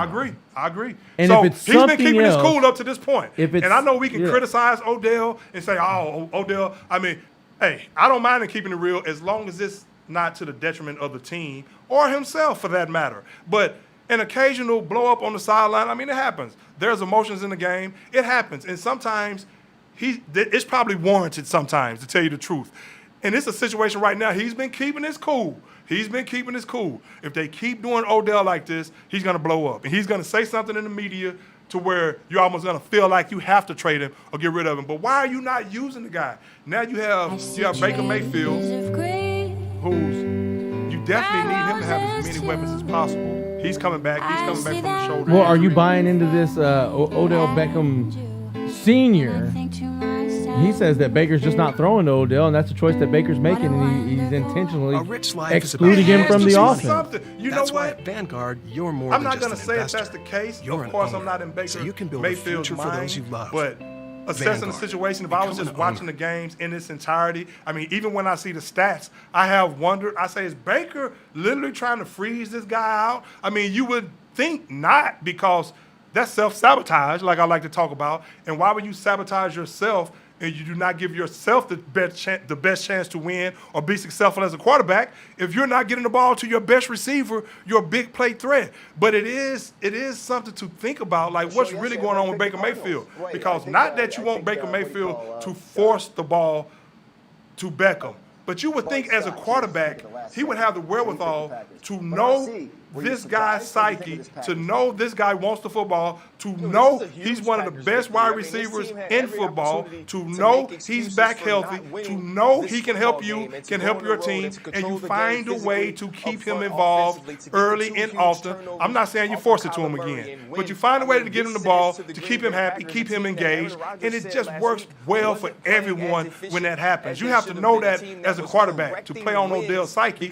Not only that, he gives you the best chance to win if you get him the ball. Now, you can't tell me that they're not calling certain plays where Odell should be the primary receiver. I honestly believe, Greg, this regime wasn't the regime that brought in Odell Beckham Jr., and they may just be, for whatever reason, out What is he on not doing in OBJ. practice? I mean, the guy came back in 7 months. Who knows? From an ACL. Who knows what it is or what it could be? We'll never know, but it doesn't make sense to me. It doesn't make sense that they didn't trade him. Now, real quick, Greg, I didn't notice this a deal right before the deadline. It's not a big deal, but we were just talking about the Chiefs and what direction they might go. They traded one of their offensive line, Laurent Duvernay-Tardif, who hasn't played at all this year. He's been injured, but he was active for the first time this past Monday. And they traded him for backup tight end Daniel Brown from the Jets. Now, I don't know who the hell Daniel Brown is, but I feel like the Chiefs are thinking like I'm thinking, and they need some more depth at that tight end position. They've got to expand their running game. Mm-hmm. They've got to add some wrinkles.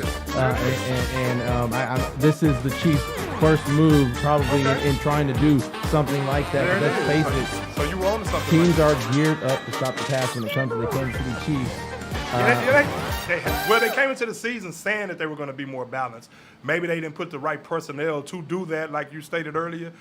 But at the same time, now that you've got this guy, now that you've got him over there, now you have to be willing, Andy Reid, to be patient, establish the run game, and really, really commit to it without taking away from your big play ability and for what you can get from Patrick Mahomes. So we shall see. And as far as OBJ, like I said, I think maybe this current regime is out on him. Maybe there are some things that he did to rub people the wrong way. And here's the deal, Greg. Coming back from knee surgery 7 months, showing how hard he's working? Here's the deal, Greg. Here's the deal. When you trade for OBJ, showing how dedicated he is. know that's what you're getting. Like, you're going to get a guy that may – not do things the way you think they should be done.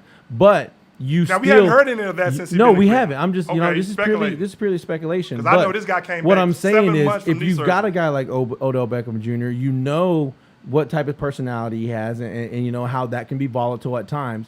You make sure that you tend to what you need to get the most out of that player. 90% of NFL and the fact players that Stefanski's not doing that shows me that he's He's incompetent. And he's like and I'm not gonna say he's incompetent, but just that OBJ's not his guy, and he didn't bring him in. So for whatever reason, whatever's been done. You said, why didn't they trade him at the here's trade the deal. deadline? That's what I don't understand. And Greg, it Something is not registering it wouldn't be beyond with some of the these realm of coaches' minds, possibility man. that there's a disagreement between the front office and the coaching staff on what they want to do with OBJ. I mean, we've seen it. We saw it here in Houston with They haven't won a Jadeveon damn Clowney. Super Bowl yet. You know what I mean? We saw it with Jadeveon Clowney and Bill O'Brien with Brian Gaine, where there was a power struggle where the GM wanted to re-sign Clowney, the head coach wanted to trade him, and ultimately the head coach won. Clowney was out of town, and so was Brian Gaine. Well, you know what? We've seen It's this easy power to- struggle yeah, before.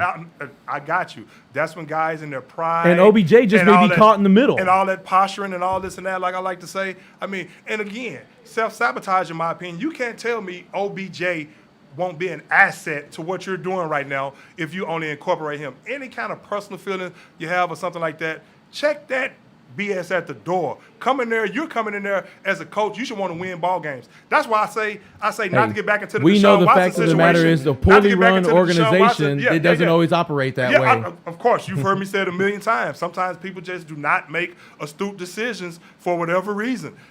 But again, as far as even harkening back to the Texans real quick, if you're looking at the Deshaun Watson situation, if now that you have him, it would behoove the Texans, that's their franchise quarterback, to try to smooth things over. Maybe it won't happen, but as an organization, you have to swallow that pride and be like, okay, now, unless you're just in a total rebuild to where you want to get the 4 first-round draft picks, like you say. But if you want your franchise quarterback, you know everyone needs a franchise quarterback in this league.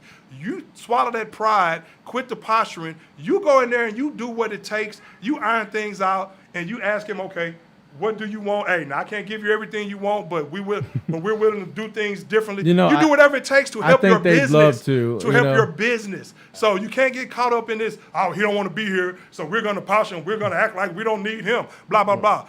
Get your butt in there in the offseason, and you try to smooth it out with Deshaun Watson. Now, if that don't happen, if it doesn't happen, it doesn't happen. But you can't keep operating from a place where you're sabotaging your own franchise because you're trying to prove a point. And so if Cleveland, that's what Cleveland is doing. It's crazy.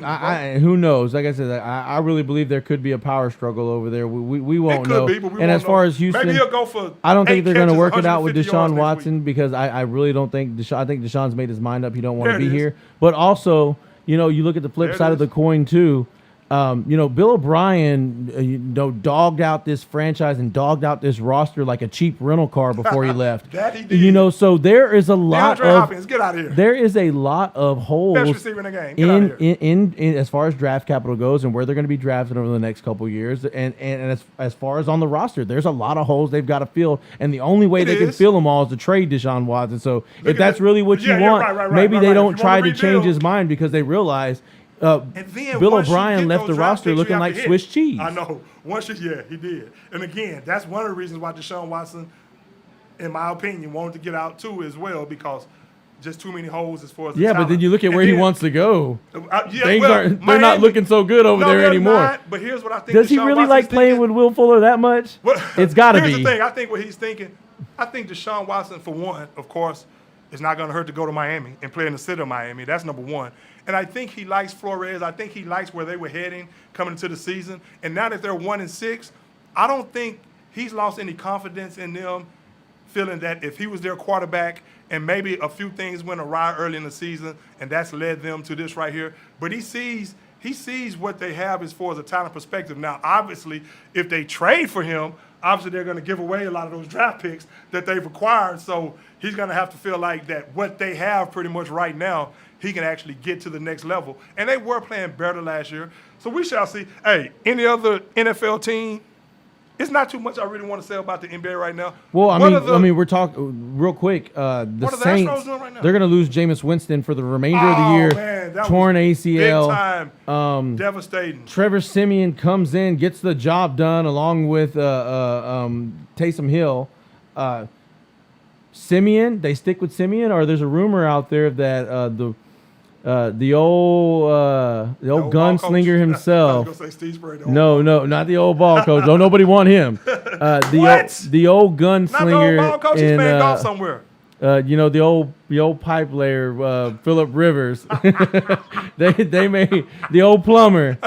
They may give him a call, and he says he'll listen. He probably has another one on the way. He said, "I'll listen to the offers." Yeah, could that be a good like fit? that. What do you think, Greg? Hey, you know what? I don't know if he's kept himself in shape. Or do they just rock it with Alabama. Simeon? I think you rock with Simeon, and then you still continue to use Taysom Hill the same way you've been using him. I think Simeon is a guy, he's had some experience. He started some games with the Broncos. And here's a guy that Sean Payton, I know Sean Payton feels that he can get the best out of anyone. But I think you stay with Simeon. Of course, you need to get Michael Thomas back at some point as far as the Saints. I like what their defense is doing. I like what they did against Tom Brady. They seem to have Tom Brady's number, it seems to be. But, of course, if it was the playoffs, it would probably be a different story. But Tom Brady had a good game. But the Saints, they do some things defensively to really throw him off. And they're physical. They fly around. So, hey, I don't know. I think they stick with Simeon in that situation right there. Phillip Rivers, I don't know what kind of shape Phillip Rivers is in. He's been coaching high school football in Alabama. Now, if he's keeping himself in shape and he hasn't totally checked out as far as being retired, once he retired, I thought maybe he had totally checked out, maybe like an Andrew Luck. Now, unless he's trying to ramp himself up right now, thinking some teams may call him, we shall see. But I don't think Phillip Rivers, the way he looked, he was good still, but he never was noted for a strong arm. And he really started pushing that ball last year. I honestly thought, when that happened, he put up some numbers at the end of the day. You look at the numbers, you be okay. Well, Simeon, he's had experience starting in the league. But I'm talking about Rivers. Oh, Rivers, yeah. Well, but Simeon has experience starting in the league, right? Yes, obviously we've seen what Rivers can do. He had Indianapolis in the playoffs, but he's still a year older. He's a guy whose arm doesn't seem to be getting any stronger. Right. We've seen that offense struggle whenever the quarterback can't drive the ball downfield. Right. And even when he can, if he's not accurate, then it still does them no good. Maybe they tailor it back to a lot of I wanted to passes. see when I saw that injury happen, and I got the word. ACL? I was wondering, yes. I was wondering ACL if damage for Jameis Winston. I was like, how savvy is Nick Caserio? Because I would have been on the horn, and I said, you know what? Tyrod Taylor, you saw what he was doing early in the season for us.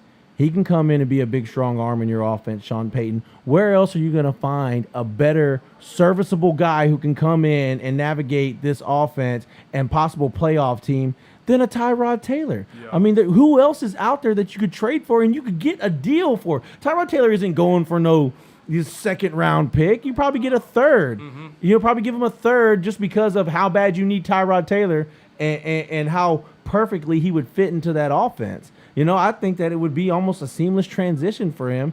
But, they missed the opportunity. The Texans missed the opportunity. And of course, we know they want to hold on to Tyrod. Any other trades because that happened today that you want to speak on? Nothing of note that really jumps out at you. We talked about the Melvin Ingram and all that. That don't do nothing for me. To the Chiefs? Okay, we were talking about the Chiefs. Yeah, I think he's probably washed up. I don't know how much. What I do want to ask you real quick. Unless he's rejuvenated. What I do want to ask you real quick is, what the hell was A.J. Green doing on Thursday night at the end of the game, looking for him in the end zone? That should have been a touchdown. Man, that should have been a touchdown. So that battle right there really lived up to the bill. When you talk about Aaron Rodgers, Kyler Murray, these two teams. Now we know Green Bay wasn't at full strength. We know Cardinals, no J.J. Watt, but these two teams are going to see each other again. I got a real good feeling. That you may be looking at the NFC championship right there, depending on how the bracket shakes out. You could be looking at those two teams again come January. I think the Cowboys would have something to say about that, but no, that's I see where you're going. I see where you're going. Of course, but I think the Cowboys will have something to say about that. My Cowboys, who we have this week, Eddie? The Cowboys. Who do we have this week? Denver Broncos, and I think we beat the Denver Broncos again. Keep Dak on the bench for this game. I'm not saying it's a throwaway game, but you're playing at home. And I say let him rest for another week. Hey, Eddie, but real quick, it's not too much NBA to talk about. I'll say this about the Rockets real quick before we get out of here. Any news on Astros game? I know it hasn't been scored. It's still scoreless. Oh, score? Okay. So the Rockets, I've only watched a few games. Jalen Green, he had the 30-point game. I wish he just continues to attack the basket. His numbers are going to come. I mean, the Rockets are young. They commit a lot of turnovers. There's a lot to get excited about. At the same time, you got to realize they're going to go through some growing pains. How'd I heard somebody put it up?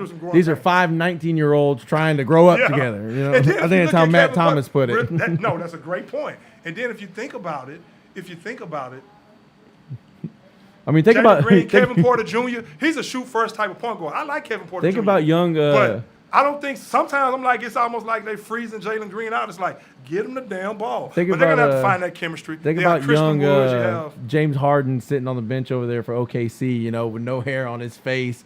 And think about how much he grew up, over the James first. Harden came into the year fat, bro. Think about I'm talking about when you go back to him coming into the league. Think about how much he grew up in those first 5 to 6 years. Absolutely. He went from being great sixth man, but to being a legitimate bona fide superstar, arguably one of the best players in the league. MVP. And you could look at a core for the Rockets right now that could, over the next 3, 4, 5 years, develop into guys of that, maybe not as high a caliber as James, but you could get one or two of them that could get there, while the other ones get pretty damn close. And then now you're talking about a true nucleus where you may be talking about the Rockets, how we've talked about the Nuggets in the past where they're just so deep. They've got their young nucleus. Kevin Porter Jr., I like him a lot. It's easy to add these other pieces because you don't have to spend so much money because you have such a young nucleus and you've got draft picks that you can use, whether you're drafting or moving. Like Sengun a lot too.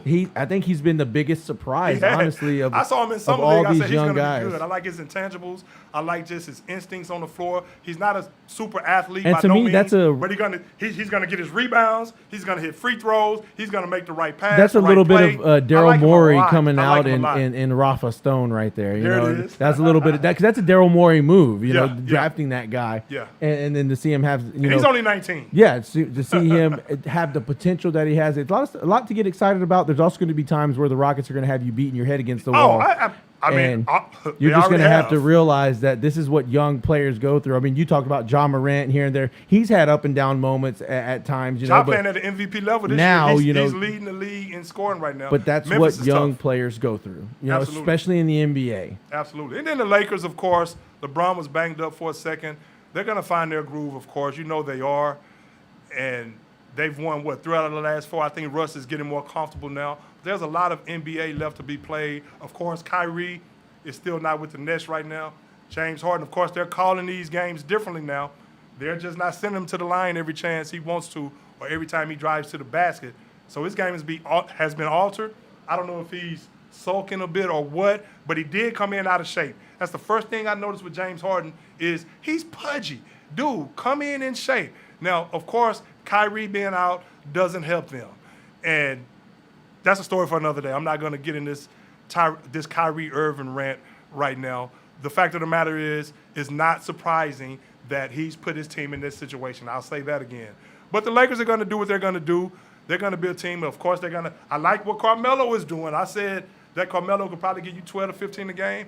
Carmelo has gotten used to being a spot-up shooter, a spot-up three-point shooter, and he's been knocking them down. I mean, they're keeping him fresh enough to where he can come in and contribute, and he's happy. He's rejuvenated, and he said as much. He said that he's working on his game every single day. Of course, he knows how to take care of his body at this point. If you run with LeBron James, you definitely know how to do that. So even at his age, he knows how to take care of himself. He knows what to do off the court as far as being professional to get himself ready to play. So now he says he's in a situation right now where he's just happy and he's working on his game every day. The things that he's been successful at thus far is because he's in practice working, and he's just feeling good right now. So he's definitely been an asset for the Lakers. Of course, you have Anthony Davis, LeBron. So we'll see what they continue to do. Golden State has gotten off to a hot start. The Bucks have kind of gotten off to a slow start. Maybe somewhat of a hangover, but the Bucks are going to get it together, and they're going to be consistent. There's a lot of teams right now that's right there pretty much with the same record. Of course, as the season goes on, around Christmas, like we like to say, you're really going to start finding out who these teams really are and really, really, really can make predictions on who you think is going to represent both conferences in the championship series and then ultimately the NBA Finals, who's going to be in the NBA Finals. So, of course, the Utah Jazz are still the Jazz. Phoenix, Chris Paul still doing his thing. Hey, so we'll talk more NBA as the weeks progress, of course. It's early on in the NBA. Let's see if the Stros get this done tonight. I think the Stros are going to get it done. We'll be back in here next Tuesday talking about it in Astros and Astros World Series. Eddie, what you think about that?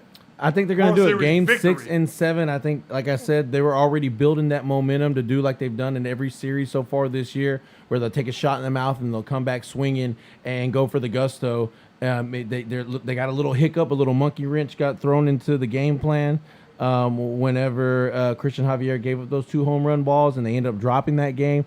But they won last fake game. no doubt about it. Now. Yeah, they come back in Game 5. They show a lot of grit at the plate. What, Eddie? And I could see that momentum carrying right into 6 and 7. Yeah, even though that game happened the way it did, and I text you a couple of times and said they're going to lose this game, you know what? That's playoff baseball. That's just playoffs, period. That's how it happens. And isn't it amazing how when you realize that you really, like even in all sports, if you look at it, whether it's basketball, football, baseball, whatever, your mental approach when it's a do-or-die situation is always something different for some reason.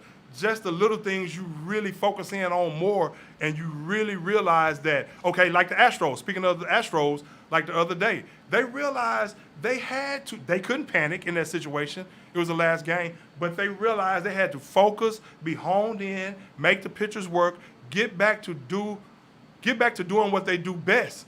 And they have to be experienced enough to do that. And isn't it amazing how just in all sports, if you look at the NBA, NFL, no matter what, the playoffs, when teams know they're on the brink, it's just something about the level of their intensity and their mental approach, and where they're just that much more honed in. You would like to think that it wouldn't have to take that a lot of times, but for some reason, naturally, it does. So hopefully the Braves, their lack of experience over the last few years plays a part again tonight, and the Astros are able to take advantage of it. And obviously, both teams are pitching great right now.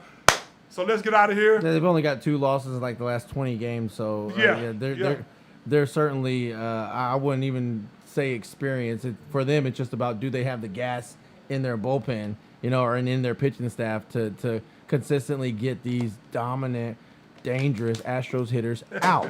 I don't know about that. So we're gonna go check the game out. Also, real quick note before we go: Gary Patterson out. TCU. We'll see where they go Eddie, from here. you know what? Lincoln I've been thinking Riley he should have been out. I've been watching him lately. Coach Lincoln TCU, Riley like, says that ain't he's making right. some terrible decisions. Lincoln Riley does not agree with the choice firing? for Patterson to go, but Who doesn't agree with it?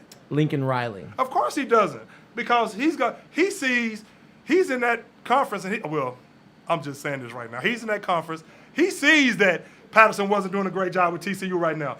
Why would he want Patterson still there at Patterson if he felt Patterson could still bring TCU back to prominence? He knows Patterson is not doing a good job over there. I watched some of those games with TCU, and I'm sitting there watching Zach Evans, one of the best running backs in the nation. Now, the last couple of games has been different with 6 carries, 7 carries, 8 carries. Come on, man. A lot of times when he should be passing the ball. Of course, he's noted for his defensive acumen. Great coach, don't get me wrong. But his time it ran out in TCU. And a lot of times they would be passing the ball, they would be running the ball, and vice versa. Just some of the decisions he was making, he looked lost over there on the sideline, like he was out of touch, and like the game had just kind of passed him by. Maybe he'll land somewhere and be a great coach once again.